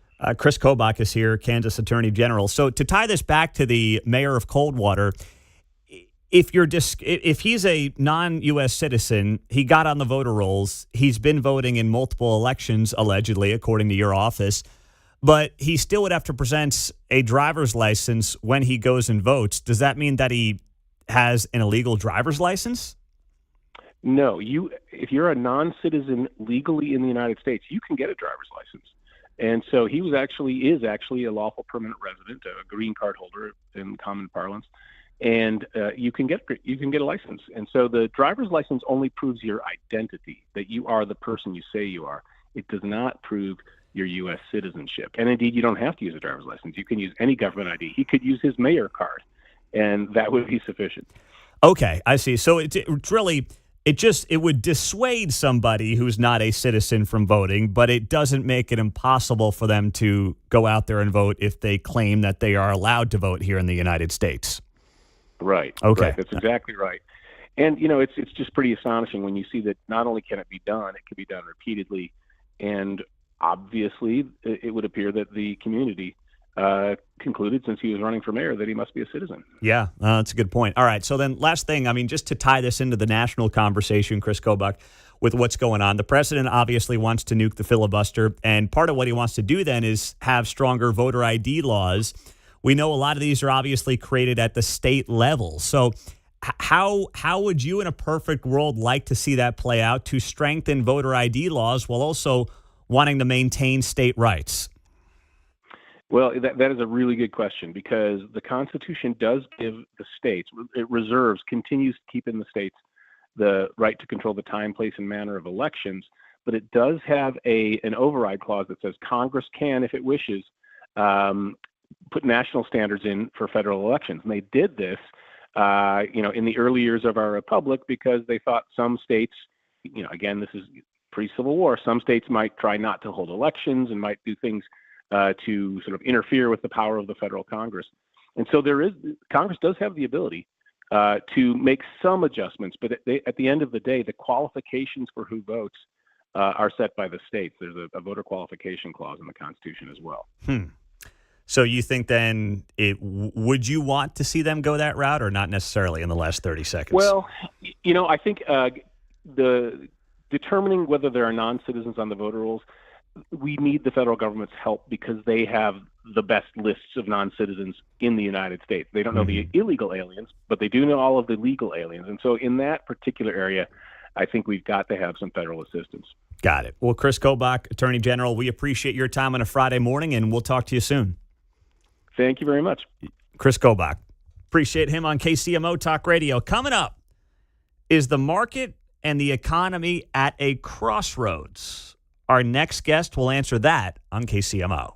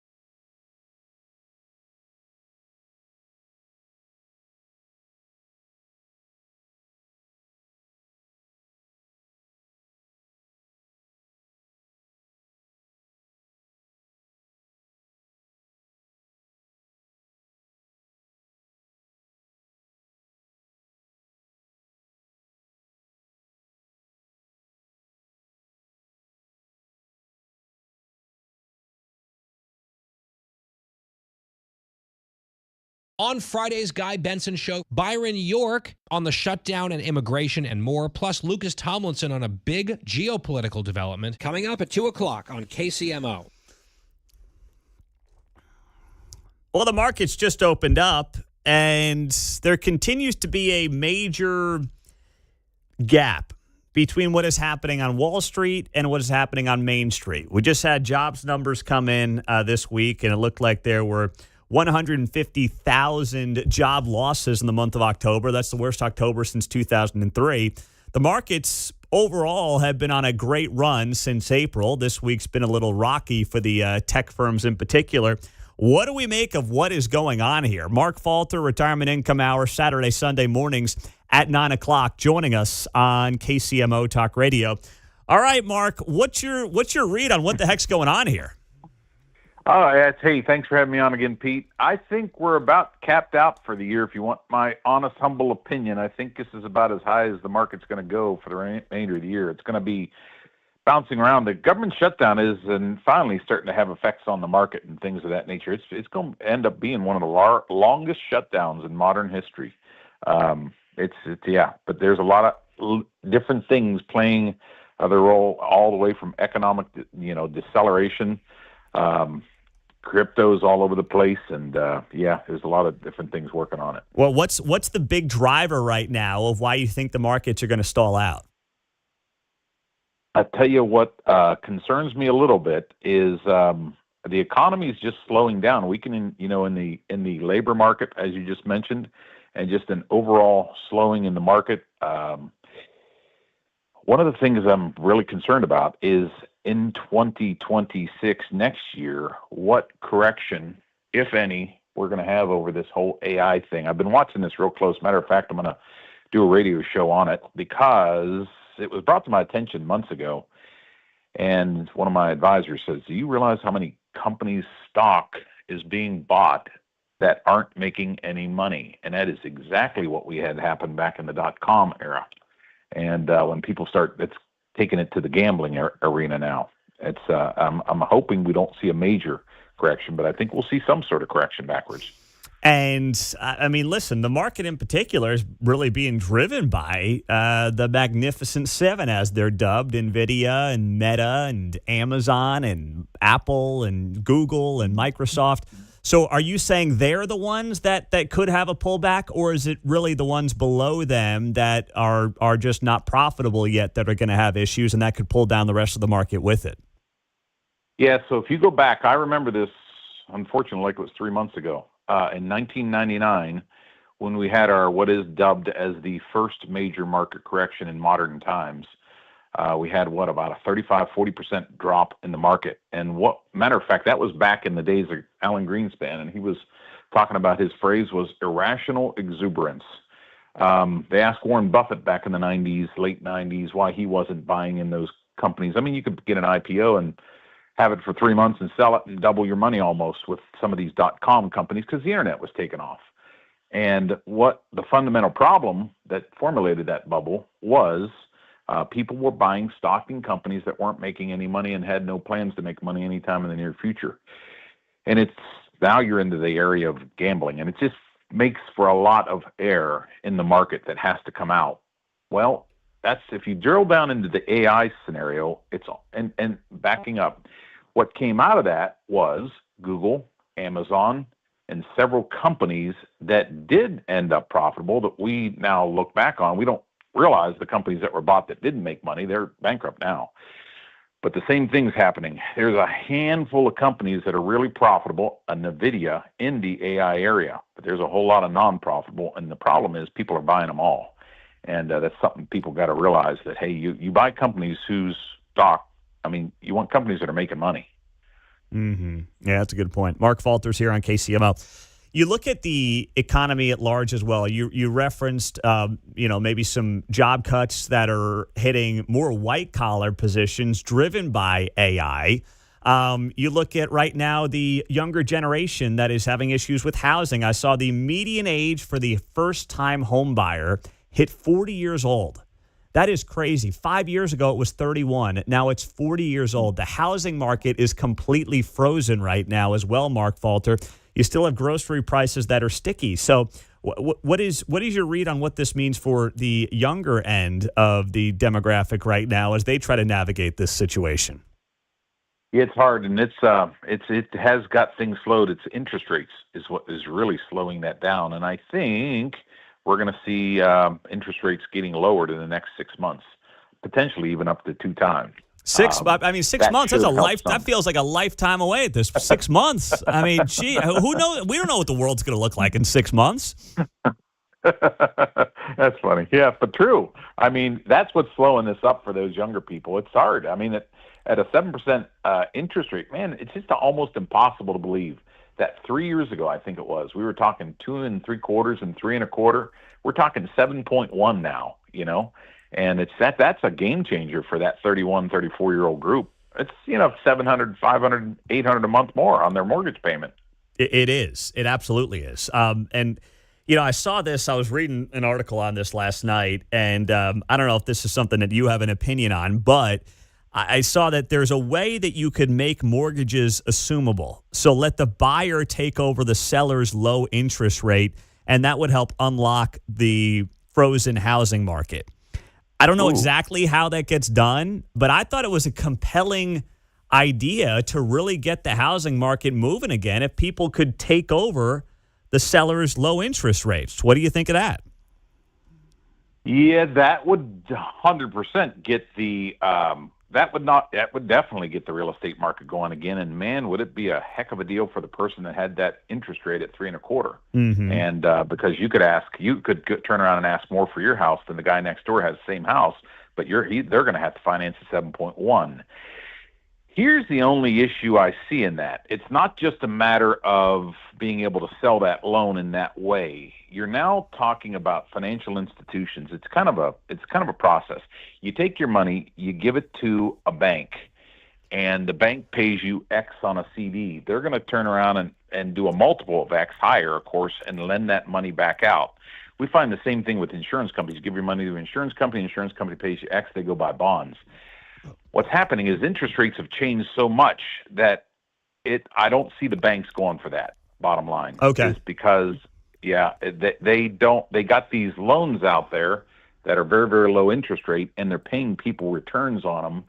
They got to kind of refinance the whole deal to make it profitable for the banks. That if we could figure out a way to get the banks to cooperate with that would be a fantastic idea. Yeah, I mean, the idea I saw when I was reading through it was kind of modeled on the VA program, boost liquidity, affordability without new laws. But I understand that there's more to it. The banks have to get on board. That's obviously not going to be easy. So big picture here, Mark Falter, for the folks who are approaching retirement versus those of us who have 25, 30 years of runway here. How are you approaching a potential tumultuous time in the markets?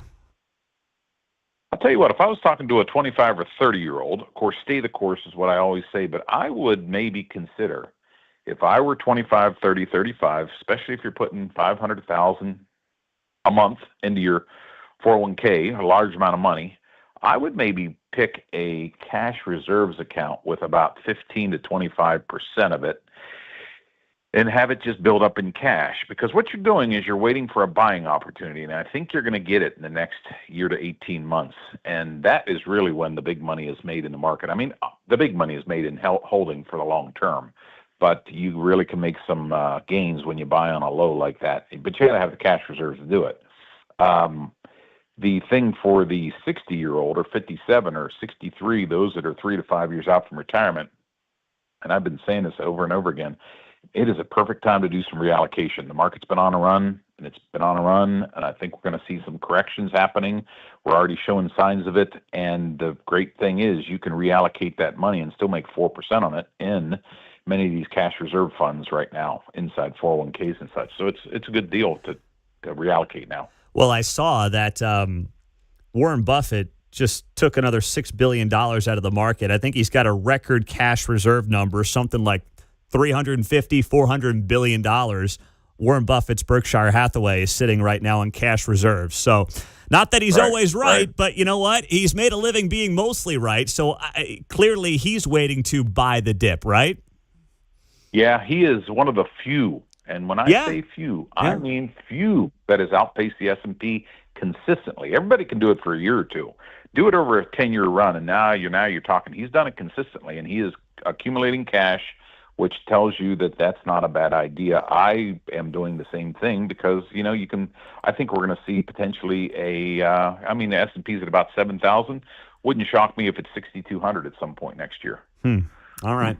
So we'll be watching Mark Falter doing great work, Mid-American Wealth Advisory Group, and of course his show Saturday and Sunday mornings right here on KCMO Talk Radio. We appreciate you, my friend. Thanks. Appreciate it, man. Thanks. Yeah, have a great day. Mark Falter on KCMO Talk Radio. Retirement Income Hour tomorrow morning at 9. Look at this. Some breaking news on a Friday morning. Patrick Mahomes is using his bye week to go out to Lubbock, Texas. He will be the guest picker at ESPN's College Game Day tomorrow morning.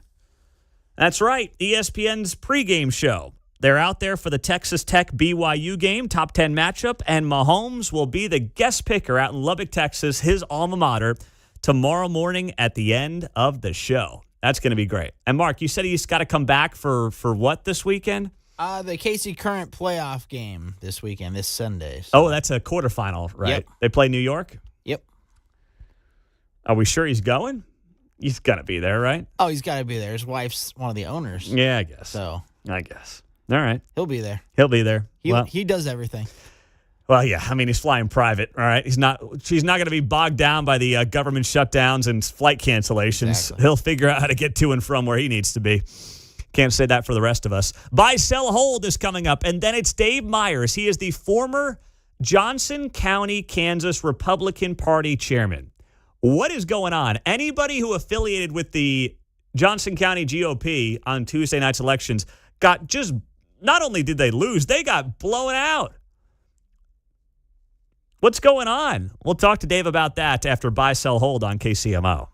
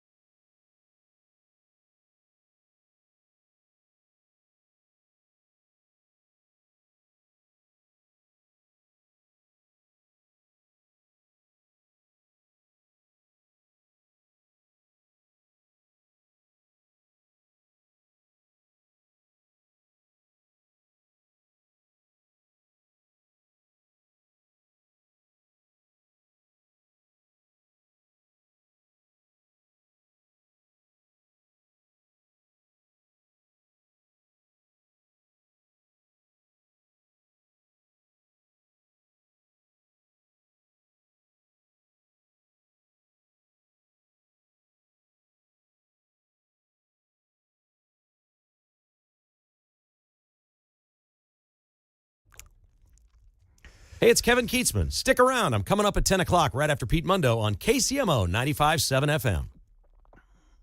8:51 on a Friday morning on KCMO Talk Radio. Here we go. It's time to buy, sell, How about a damn 12 and a half, 15? and hold.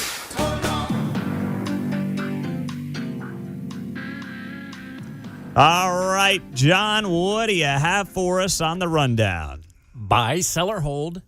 The government opens on Monday. Reopens by Monday. Oh, man.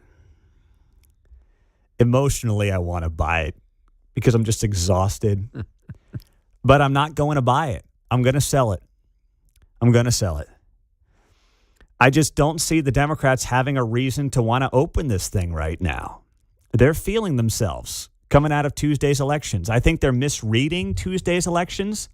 Not that they didn't have a great night, they did. But I don't think they had a great night because they shut down the government. I don't believe that. And even with this new plan today, the GOP, according to multiple reports, is going to vote on a continuing resolution that would basically keep the government open through January now, and that they would also promise to hold a vote on extending Obamacare subsidies. They want to get moderates across the finish line to get to 60 votes. I don't see this working. And I so want to be wrong about it. I really want to be wrong about it. But you also have the Republicans playing two sides of this right now. The White House puts out a tweet last night saying flights are being delayed. People aren't going to get their food stamps. Blame the Democrats. Call your Democrat senators. But then I see this morning Trump's back to let's nuke the filibuster. I mean, you guys, you got to pick one lane and you got to be on the same team. And right now, the GOP is trying to play all these different angles while Democrats are just quietly sitting there behind the scenes and watching the whole thing crumble, but also letting the GOP get all the attention right now, which is really what's happening. So it's cutting in their favor. If Trump knows the votes aren't there to blow up the filibuster, then he's got to drop it publicly. He can work it behind the scenes. But you heard Ted Cruz say last night, the votes are not there to end the filibuster. So publicly, I think Trump should stop talking about it. Just put the blame on the Democrats. And if he really wants to nuke the filibuster, work that privately. I don't mind him doing that and seeing if he can get there. But publicly, you can't play both lanes because then people get confused and they just say, well, this is all on you guys. And that's what's happening right now. John, what's next? Buy, sell, or hold. The Chiefs are moving to Kansas. Sell. That is not my prediction yet, despite the report that I shared with you this morning, exclusively here on KCMO Talk Radio, that says the Chiefs, and this is what I shared this morning, the Chiefs do have an RFP out. And that is a request for a proposal. It is out on the streets right now to multiple firms to build a new stadium in KCK at 435 and 70. This would be a dome stadium with 65,000 seats, plus a retractable grass field. And I put this up on social media, and first off, I would say, and this is anecdotal, but 2/3 of the people don't like it. 1/3 does. Maybe it's even higher than that, 4 to 1. But most people don't like the idea. And I said this in the post. This does not mean they're going to Kansas. All it means is that they are taking steps forward to explore the move across the state line. That's what this means. I still ultimately believe that they are going to stay where they're at. That's just my prediction based on nothing more than a gut feeling. But Mike Kehoe is the ace in the hole here. The Missouri GOP is really, I think, going to be the closer in all this. And that is statewide leadership and also federal delegation. You look at the strength in places like the Northland with people like Sam Graves tied to the Department of Transportation in D.C. You look at Mike Kehoe wanting desperately to close this deal and not be the governor who lost either or both of these two teams, certainly not the Chiefs. And there is a lot of motivation on the Missouri side with the right connections to Washington, D.C., where some money is going to be needed to keep these teams. Kansas does not have that going for it. Just doesn't. Laura Kelly is not calling up this White House and getting anything. So I think that is ultimately part of the reason the team stay on the Missouri side of the state line, despite the fact that the Chiefs, in this case, in this report I shared this morning, are still actively exploring Kansas. So that's where I think this ultimately all leads. John, what's next? Staying in Kansas, buy, sell, or hold, Mark's KU Hoops Parlay. You got something for me there, Marky Mark? Found it on FanDuel, baby. Let's go. Okay, all right. What do you got? KU is on the road against UNC tonight. Chapel Hill, 6 o'clock tip at ESPN. I will not be able to watch the game thanks to YouTube TV and Disney. So what do you got for me? Well, they're 2-point underdogs, so you can get Kansas money line plus money tonight. So I got KU money line, just got to win the game. Darren Peterson, the phenomenal, I almost said rookie, freshman, to score 20 points or more. And Flory Badunga, the sophomore, to score 15 points or more. Just a three-player parlay there. $10 to win 55. Buying that, Mark. Let's go, baby. The player should definitely hit that. It's KU winning that'll be very tough. I'm with you, man. Let's go. I'm with you. And we should just start calling them rookies. I mean, no one goes to class anymore, okay? Yeah. Can we drop money? Let's drop the freshman thing. Like, no one goes to class anymore. Doug Gottlieb basically said as much on the show earlier in the week. No one goes to school. Let's just call them rookies. There you go. Buy, sell, hold, all wrapped up. Dave Myres, former Johnson County Republican Party chairman, on what is going wrong right now in Johnson County. Next.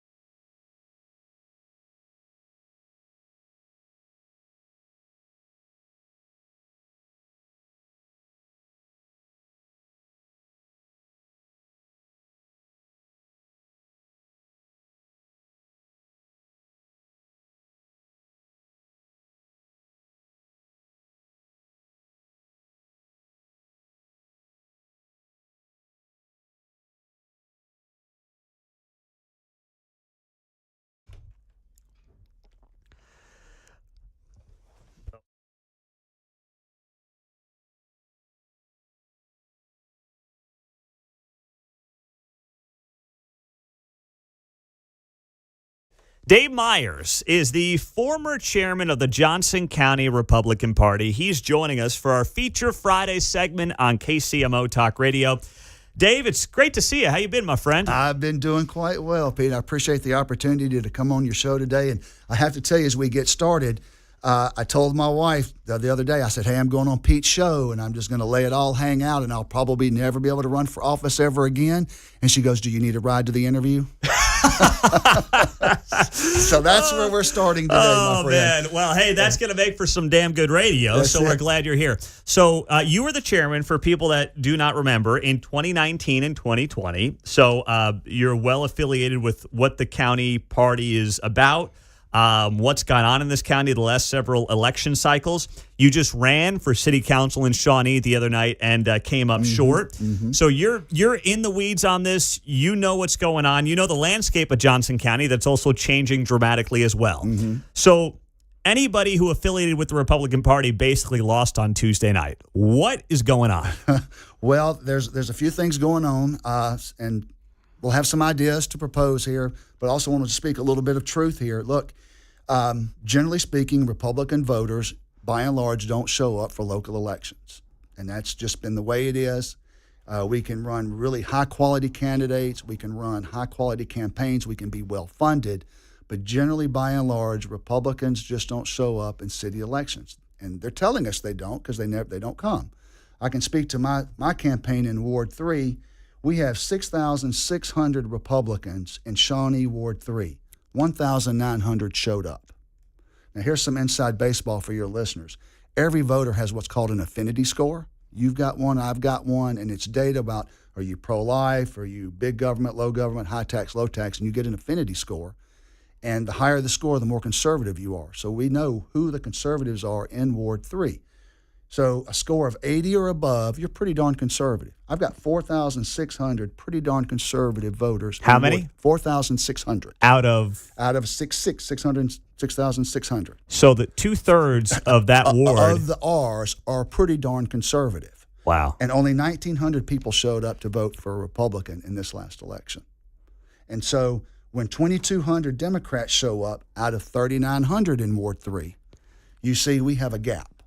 All right, so I just because numbers get tough on the radio. They certainly do. So let's recap. 2,200 out of 3,900 Democrats showed up in your ward to vote in Shawnee for a city council election. And on the Republican side, there are 4,900. There's 6,600 total R's. Yeah, and out of the 6,600, 4,600 are considered pretty darn conservative. So out of those 6,000 plus, only 1,900 showed up. So it really was a turnout election. The base didn't. One base showed up and the other base didn't. And you expect some of that just with the lay of the national landscape. The party that feels like it's out of power is more likely to show up to the polls. But this does not explain a massive gap in turnout for the two parties in Johnson County, Kansas. We expected some TDS, party out of power. They're fired up. Their guy's not in office. They really don't like Trump, and that really fires them up. The party does a really good job of firing up the TDS and really whipping them into shape. So we planned for that. We had a plan for that. We had a plan for identifying what these folks were about, what they really wanted to do. We had a great mail campaign. We sent 2 letters. We're talking hand-addressed stamped envelope letters to thousands of Republicans, multiple mailers, and these aren't this crazy Halloween mailers like, the spooky kind that nobody likes. These were good comparative mailers with validated facts. The people in Ward 3, they got 20 touches by my campaign, high-quality touches. So they know what was going on. They have life. They're living their life. They're going to church. They're going to work. They're doing all these things that normal, regular people do. The other side of the campaign, Democrats, we know, generally speaking, for liberals, government is their God. And when government is their God, that's your religion. So it changes the way in which people see voting. Our people show up in even year elections, and that's when they show up.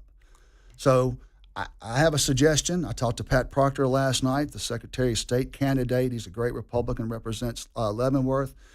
We're talking about what if we made these elections partisan? Put an R&D next to everybody's name. What if we move these elections to even years where our people actually show up? Now, that wouldn't solve the problem in and of itself, but that would level the playing field. There's a couple other things that we could do. We've got really great Republican leaders in the State House, in the Senate, and the House, and we've got great Republican leaders in the U.S. Senate. We've got great Republican leaders in the Congress, okay? We've got supermajorities in both houses. We've got the horsepower. We've got the connections. So I'm here today to say, hey, I'm ringing the alarm bell. Johnson County is going to continue to go blue and more blue and more blue, and we've got horsepower here in the rest of the state. We need to come together and put a plan together to compete in Johnson County, because I'd like to give this analogy. Let's think back to Colorado, rural state, right? Used to be red, red, red, and then what happened? Denver and the metro went blue. And then what happened to the rest of the state of Colorado? It's a blue state now. It's a blue state. So I'm saying, where's all the population growth going to happen in Kansas over the next 10 to 15 years? Right here. Yeah, right here. And so if we don't start competing and change the way in which we run campaigns, then so goes Johnson County, so goes Kansas at some point. So we need to elevate these campaigns. Right now, city council campaigns are pretty much on their own. And I'm not knocking anybody. It's just the way it is. So I go out, I raise money from all of my friends and family, everybody at church, throw in thousands of my own money. And then I go out with my wife and my kids and some of my friends, and we go door to door, and that's it. The other side has the resources of Mike Kelly and Sharice Davis. That's the power structure here in the county. So they are running some very coordinated operations across the whole county, and we need to match that. So I'm here today to ring the alarm bell, and I'm asking for help from all of our really good, high-powered, high-quality Republican office holders. Please come help. Come help before it's too late. Dave Myres is the former Johnson County Republican Party chairman. He just ran the other night in a Shawnee city council race, ended up losing, as did most people who affiliated as Republicans in Johnson County.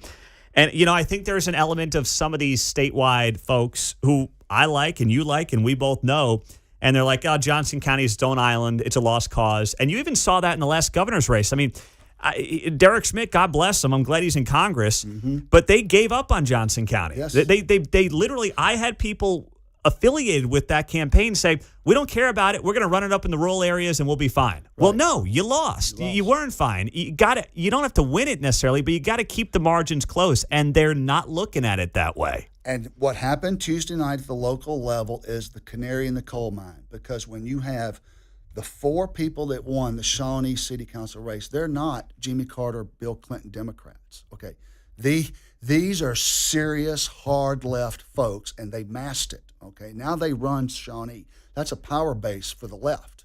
Okay, when you do that in Overland Park, and you do that in Leawood, and you do that in every other municipality, that is a power base for the left, and it's going to be really hard in Johnson County, and you can't take the approach, well, we just won't worry about Johnson County. We'll run the numbers up out west, because people aren't moving out west. Well, I was going to say, I mean, that's a losing battle, because just the population decline versus the growth here. Look, and we've got great Republicans. I mean, Jerry's great, Roger's great. I mean, the leaders in the House and the Senate here in Topeka's great.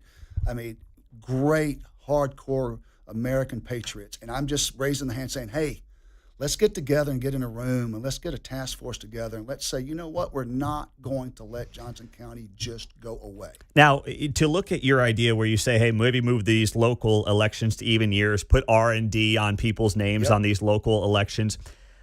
The reality is, though, too, you still have a problem where Johnson County is voting for Democratic governors, Sharice Davids. I mean, it still is a blue county right now. That's true. So does this really solve the broader issue? First of all, it helps level the playing field a little bit. Yeah. Because now when voters go in, they see the R&D. Mm-hmm. There are some voters that tell themselves, I'll vote for the Democrat because there's not a D next to their name. And the Democrats that ran in Shawnee, they ran on a nonpartisan mantra. Yes. And it was to fool the R's, and every D knows who the D is. Ds know who Ds are, and they show up for their Ds. They don't need a D next to their name. They're very good at it. Our people, they're living lives. They're going to church. They're going to the baseball games. They're raising their families. They're going to work. And so we need to make it true, make transparency and truth in elections. Okay, if you're a D, let's put a D next to your name. If you're an R, put an R next to your name. Move these things to the even years where our people show up. But let me just push back on that for a second, because as you see the parties change, you are seeing more of these suburbanite, upper middle class, largely white voter sway to the Democrats. right? It's not like where it's just a bunch of young, childless liberals anymore. That's not what that party is. So they're living life too, in fairness, but they get out there and they vote. They do. You know? But they vote more conservative in even years. Okay. They do. They do. Because, look, my state senator is a conservative Republican. My state rep is a conservative Republican. They vote, the Republican voters that we're talking about show up in even years and vote more conservative. Okay. And so we need to meet our customer base where they're at. Mm-hmm. That's fair. All right, Dave Myres, we're going to take a quick break. He's the former Johnson County Republican Party chairman. He just ran for city council the other night in Shawnee. I want to dig into some of the PAC money that's out there, how that's impacting these races. We'll do that and more with him coming up next on KCMO.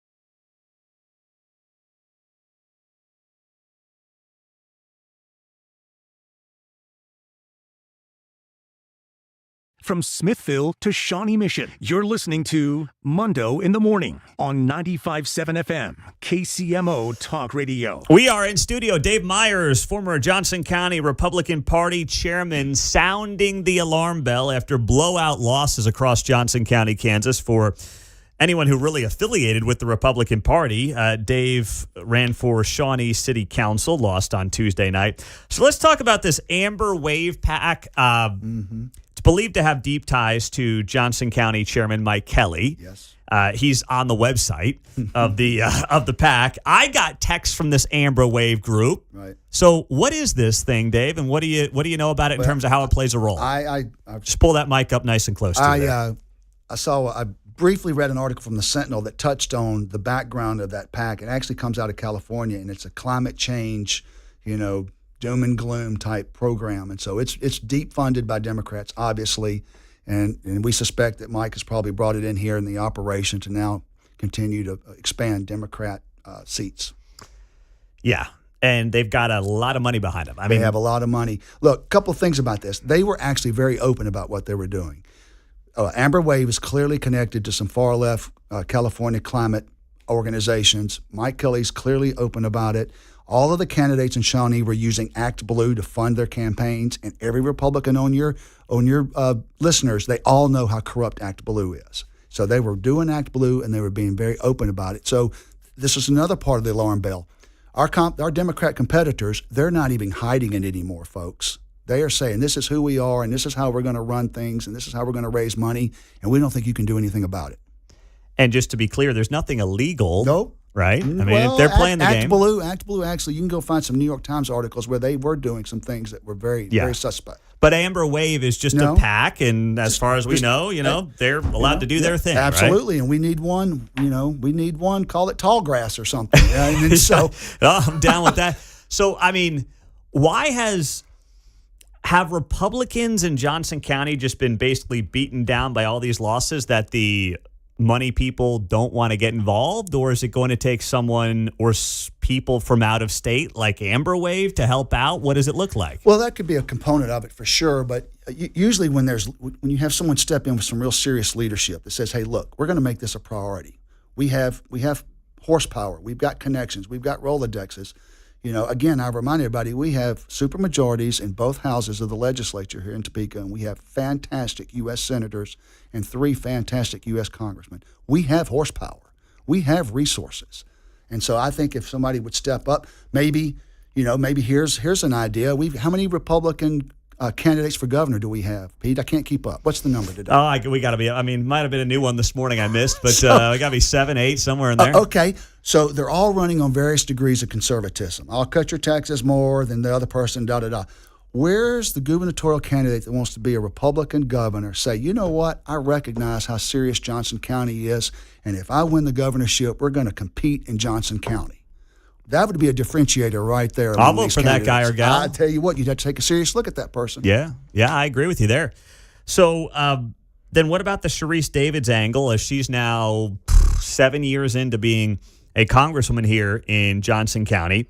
How big of a role does she play in all this? Well, it's totally conjecture, but it's based off of whenever you have a sitting U.S. Congress member in your county, they have horsepower, they have funding, they have connections.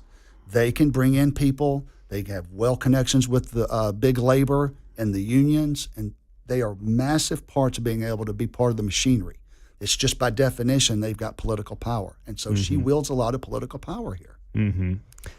So, and then first of all, let me say there's nothing wrong with what they're doing. This is exactly what you do when you have these seats. You run a high quality political organization, and you get your people elected. So they're not doing anything wrong. Mm-hmm. We just need to counter it. And there's just been no answer here not for yet. too long. True, but I think we're going to get it this time. I think there's some chatter going on, and I think our folks are like, you know what?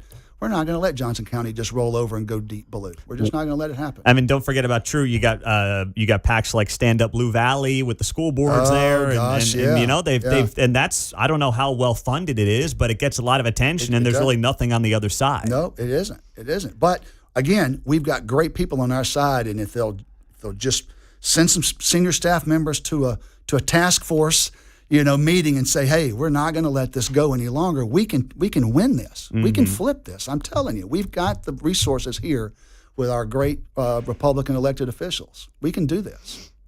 Who does it start with? Where do you want to? I mean, I know you mentioned the governor, whoever the next governor may be, if it's a Republican, but where else does this start on a more local level? Well, a couple of things we can start with. First, Pat Proctor running for Secretary of State. He's all on board with all of this. And the current Secretary of State, Scott Schwab, and he's a Johnson County guy. What about him? Well, we'll leave. I don't know. Okay. I'll be fair. Let's look forward. I don't know. Yeah, so we'll let's look forward. So Proctor's all on board on making this thing even years. He's all on board on making it full transparency on RD races. That's a great start. Mm-hmm. I'm looking for one of our strong Republican leaders to say, you know what went down Tuesday night, I see it, and all it takes is one.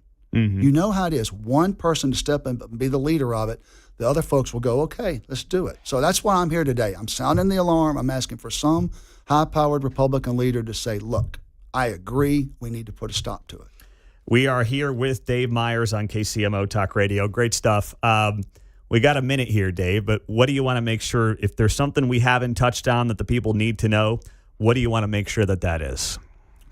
Well, first of all, know that these campaigns, your Republican friends and allies running these local campaigns, they all ran really good campaigns. They were high-quality people. They raised an appropriate amount of money. And if I'd had $20,000 extra dollars, I probably couldn't have pulled it out. And I came in at 45%, an award that is 2-to-1 R to D. So we've got to change what we're doing. And we've got to move these local elections up the ladder in terms of conduct and professionalism. We got to raise the bar on how we do these things. And we're not talking about competing for every single city council seat every cycle. That would be silly. Mm-hmm. If back at JCRP, if COVID had not hit, we were putting in a plan where we would identify a couple of city councils every cycle that we could either flip or we needed to defend. And so we were going to stop giving $400 and $300 to House members because they were well-funded, and we were going to try to go after and defend these city councils. So we need that type of plan. JCRP can do it if they had the funding, but they need the funding. Dave Myres. Dave Myres, thank you for being here, my friend. Great job. Thank you. God bless. There you go. Dave Myres on KCMO. News in a minute. Our caller of the day is next.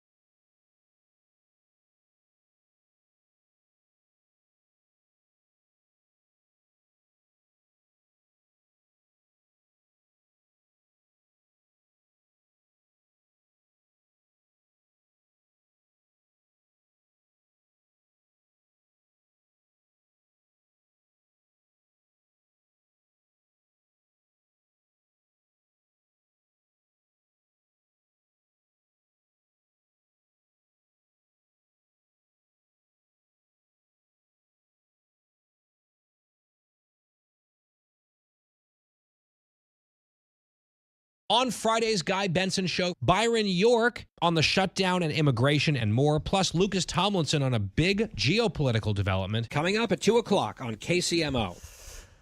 Good stuff with Dave Myres. Appreciate him being here in studio on KCMO Talk Radio 95.7 FM. Glad you're here. Kevin Keatsman will join us to wrap up the week coming up in about 10 minutes or so. But before we get to that, our caller of the day. We were having the conversation this morning about the airlines. There are delays that are just getting worse all over the country with air traffic controllers getting pulled back. Of course, they're not getting paid, and that is resulting in many more cancellations and delays all over the country on day 38 of the government shutdown. Josh Hawley, Missouri U.S. Senator, said this yesterday. All it takes is one little accident, and if people die, not just get hurt, they die. So air travel is nothing to mess around with. He's right. And the reality is, it's not a partisan statement to say that Democrats are screwing with the American people's lives here. We need 5 votes from their party to open up the government. That's what we need. In a clean, continuing resolution. It's been that way for 38 days. I know I sound like a broken record, but it's literally the same story for 38 days. And they have elected, as the party that claims it's looking out for the little guy, to not get people SNAP benefits, to make the airports a nightmare in the name of Obamacare subsidies or something like that. So I opened up the phones to you this morning at 913-408-7957 to get your input and your take on what is going on when it comes to air travel in this country. And let's roll with our caller of the day. Hello? It's the Mundo in the Morning Caller of the Day on 95.7 FM KCMO Talk Radio. Hello? Walter's in Spring Hill. What's up, my man? Hey, Pete. I was telling John, my wife flew up to Virginia Beach where her son's in the Navy to visit the grandkids, and she's supposed to fly from there to New York to visit our daughter. And with this shutdown, I don't like flying anyway. I'd rather drive 20 hours and wait around on airports and fly a 2-hour flight. But I'm going to go pick her up in Virginia Beach and then drive. We're going to drive to New York and spend Thanksgiving, and then we're driving back because I just don't trust this airline stuff. Okay, so is she there already in Virginia? She's already in Virginia. She flew about 2 weeks ago, and she's scheduled for a week from Saturday to fly to New York, where her daughter is. And so I just don't trust it. I was going to take off a couple of days, but I'm going to take off that whole week, and I'm going to drive up to Virginia Beach, pick her up, and we're driving from Virginia Beach to New York, spend Thanksgiving, and then we're driving back here to Kansas. Well, you're going to get your miles in, my man. Jeez. Well, yeah. Wow. I love to drive. I'd rather drive, like I said, I'd rather drive 20 hours and screw around with a 4-hour flight. But yeah. I detest the airline. All right, so you've already made that decision then. You're just getting in the car and you're going. What if the government opens up like today or on Monday? You're doing it anyway? I don't care. I'm still going to get her. All right. Yeah. Well, that's a lot of Mundo in the Morning podcasts you can listen to on your 20-hour drive. You bet. You bet I will be. There you go. All right. Nice job. Well done there, Walter. Stay safe, buddy. Thanks.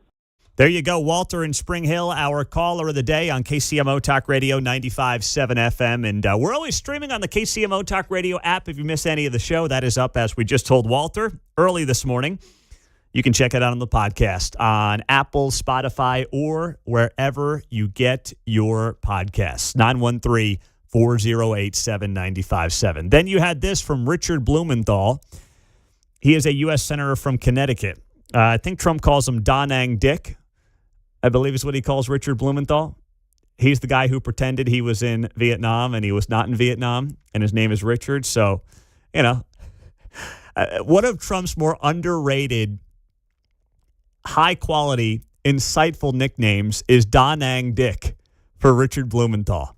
Let's be honest. Everyone's going to remember Crooked Hillary and Sleepy Joe, but those are kind of easy. Da Nang Dick, that is a great play on words. It's creative. It's super original.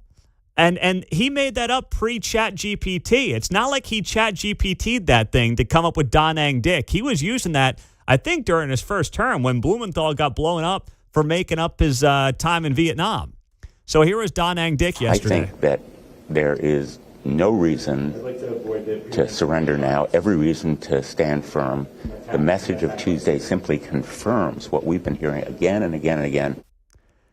They're not budging, at least not now. Now, this guy was never going to be a moderate who was going to cross the line. That's just not who Da Nang Dick is. But you are hearing from the die-in-the-wool Democrats in the U.S. Senate, they're not going anywhere. And they think that Tuesday night's landslide was impartially motivated by them forcing this government shutdown or looking like they're standing up to Trump during the government shutdown. I think they're misreading it. Not that they shouldn't be proud of their blowouts on Tuesday night, but I don't believe that the government shutdown was the driver of any of this on behalf of their party. But the beauty of politics is that you can basically make up the reason that you believe your team won. See James Carville. Yeah. Right. Or you can make up the reasons your team lost. It's not like in sports, it's always pretty obvious. Team won because they ran the ball well. The team lost because they couldn't stop the pass in football, or, you know, in baseball, your pitching staff was lights out. In basketball, you know, you hit 50% of your three-pointers. It's very obvious in sports why a team won or lost. In politics, you can really confirm your own beliefs as to why your team won or your team lost. You can talk yourself into it. And Democrats are talking themselves into their big wins on Tuesday night being tied to the shutdown, which, one, I don't believe is true, and there's not a lot of evidence to suggest that it's true. But it's making them feel better about shutting down the government for 38 days. It gives them cover for not letting government employees get paid over the last two pay periods, including air traffic controllers. It justifies them not giving people their food stamps. Well, look what we did on Tuesday night. People are loving it. Really, John? They're loving it, huh? That's how this goes? I mean, they're just not getting it. But sadly, and that's why in Buy, Sell, Hold last hour, John said, do you think the government's going to be open by Monday? I would love for it to be open by Monday. I don't see any evidence to suggest it's going to be open by Monday, especially if they can get Trump to go nuclear on the filibuster, which is, where things stand right now. It seems like Trump put up a post again this morning suggesting it is time to nuke the filibuster. So that is still lingering out there as well. But as Ted Cruz said last night, those votes are not there. Coming up, we will wrap up the show with Kevin Keatsman. His show Uncanceled is coming up at 10 o'clock on KCMO Talk Radio, 95.7 FM, and always streaming at KCMOTalkRadio.com.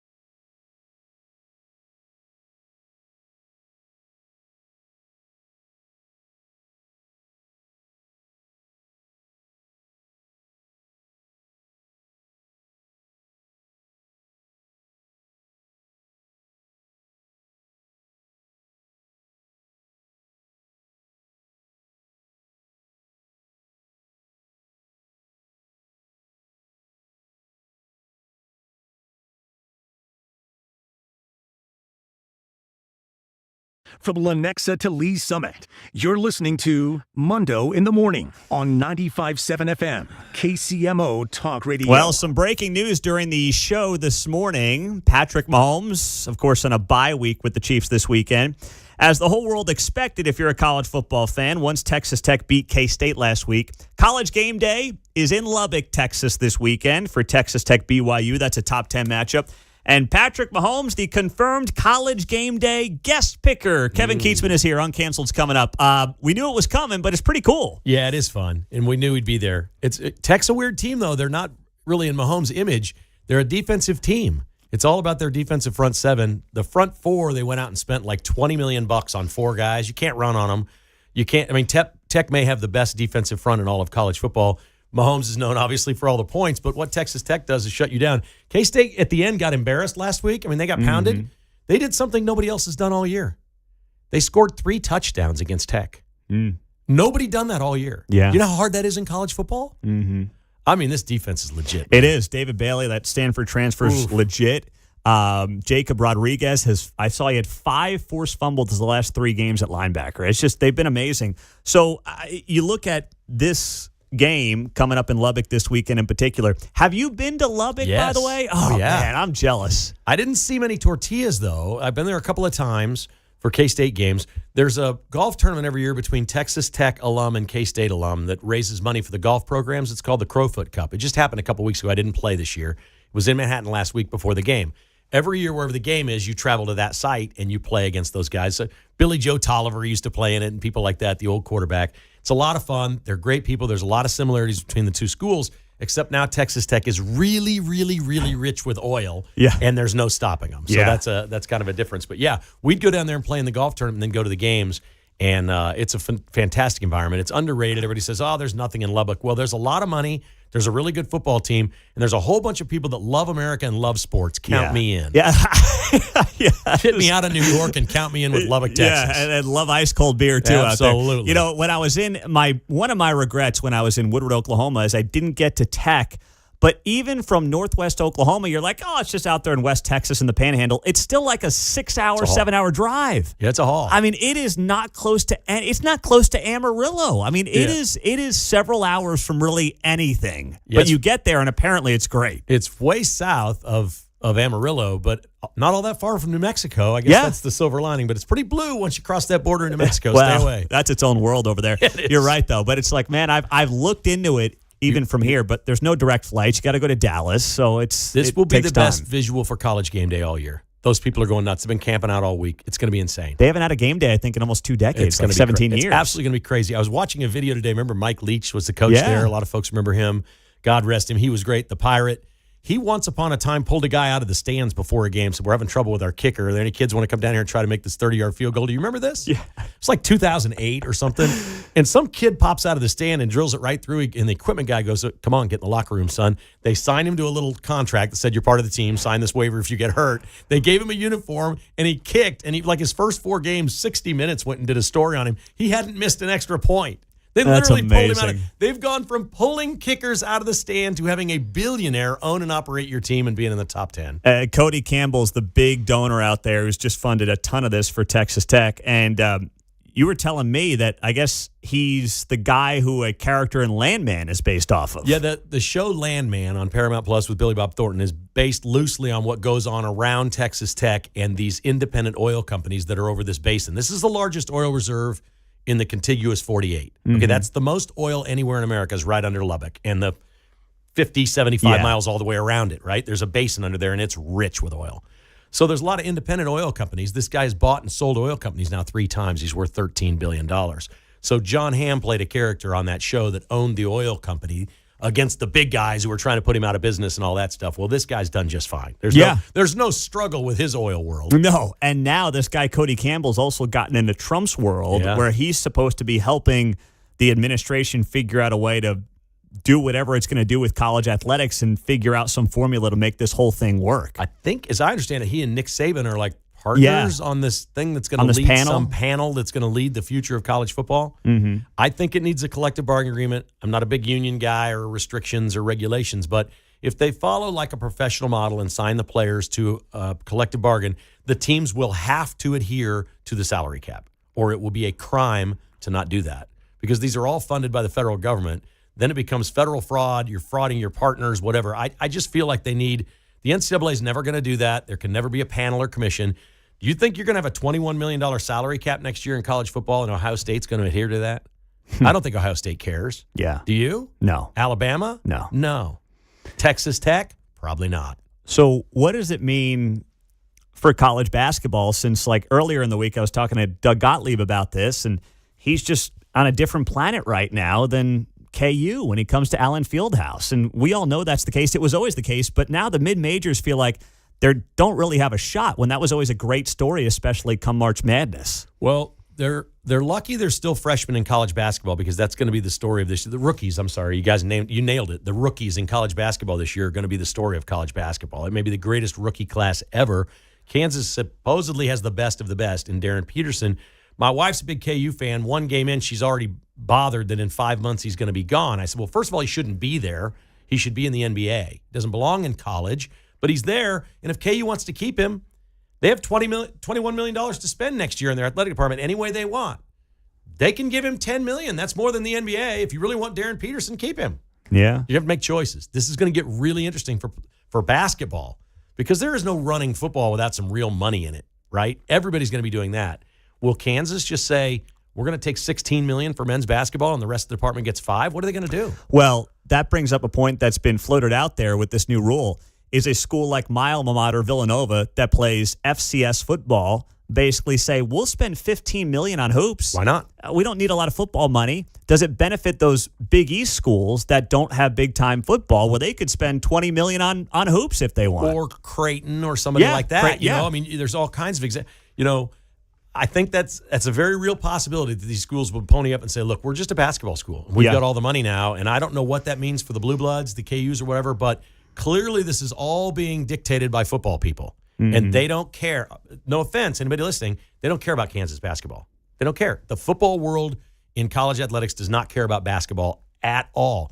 And maybe they'll branch off. Maybe they'll separate the money, because the NCAA tournament is its own moneymaker separate from college football. But that's really where the money is in college basketball, is the tournament.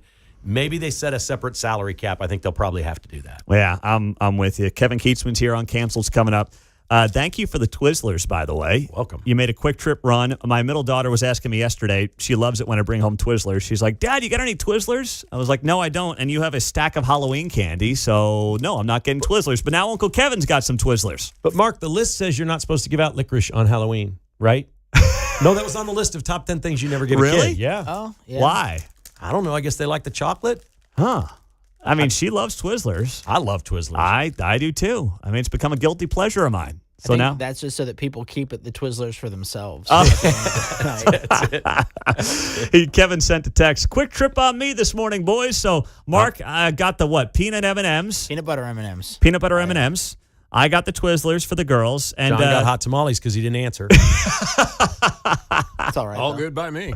Yeah. They're half gone, Kevin. Oh, good. Well, they had it on the counter. It said 2 for $2. I'm like, that's a deal. Okay. So I got ones in my console in the car, and John got one.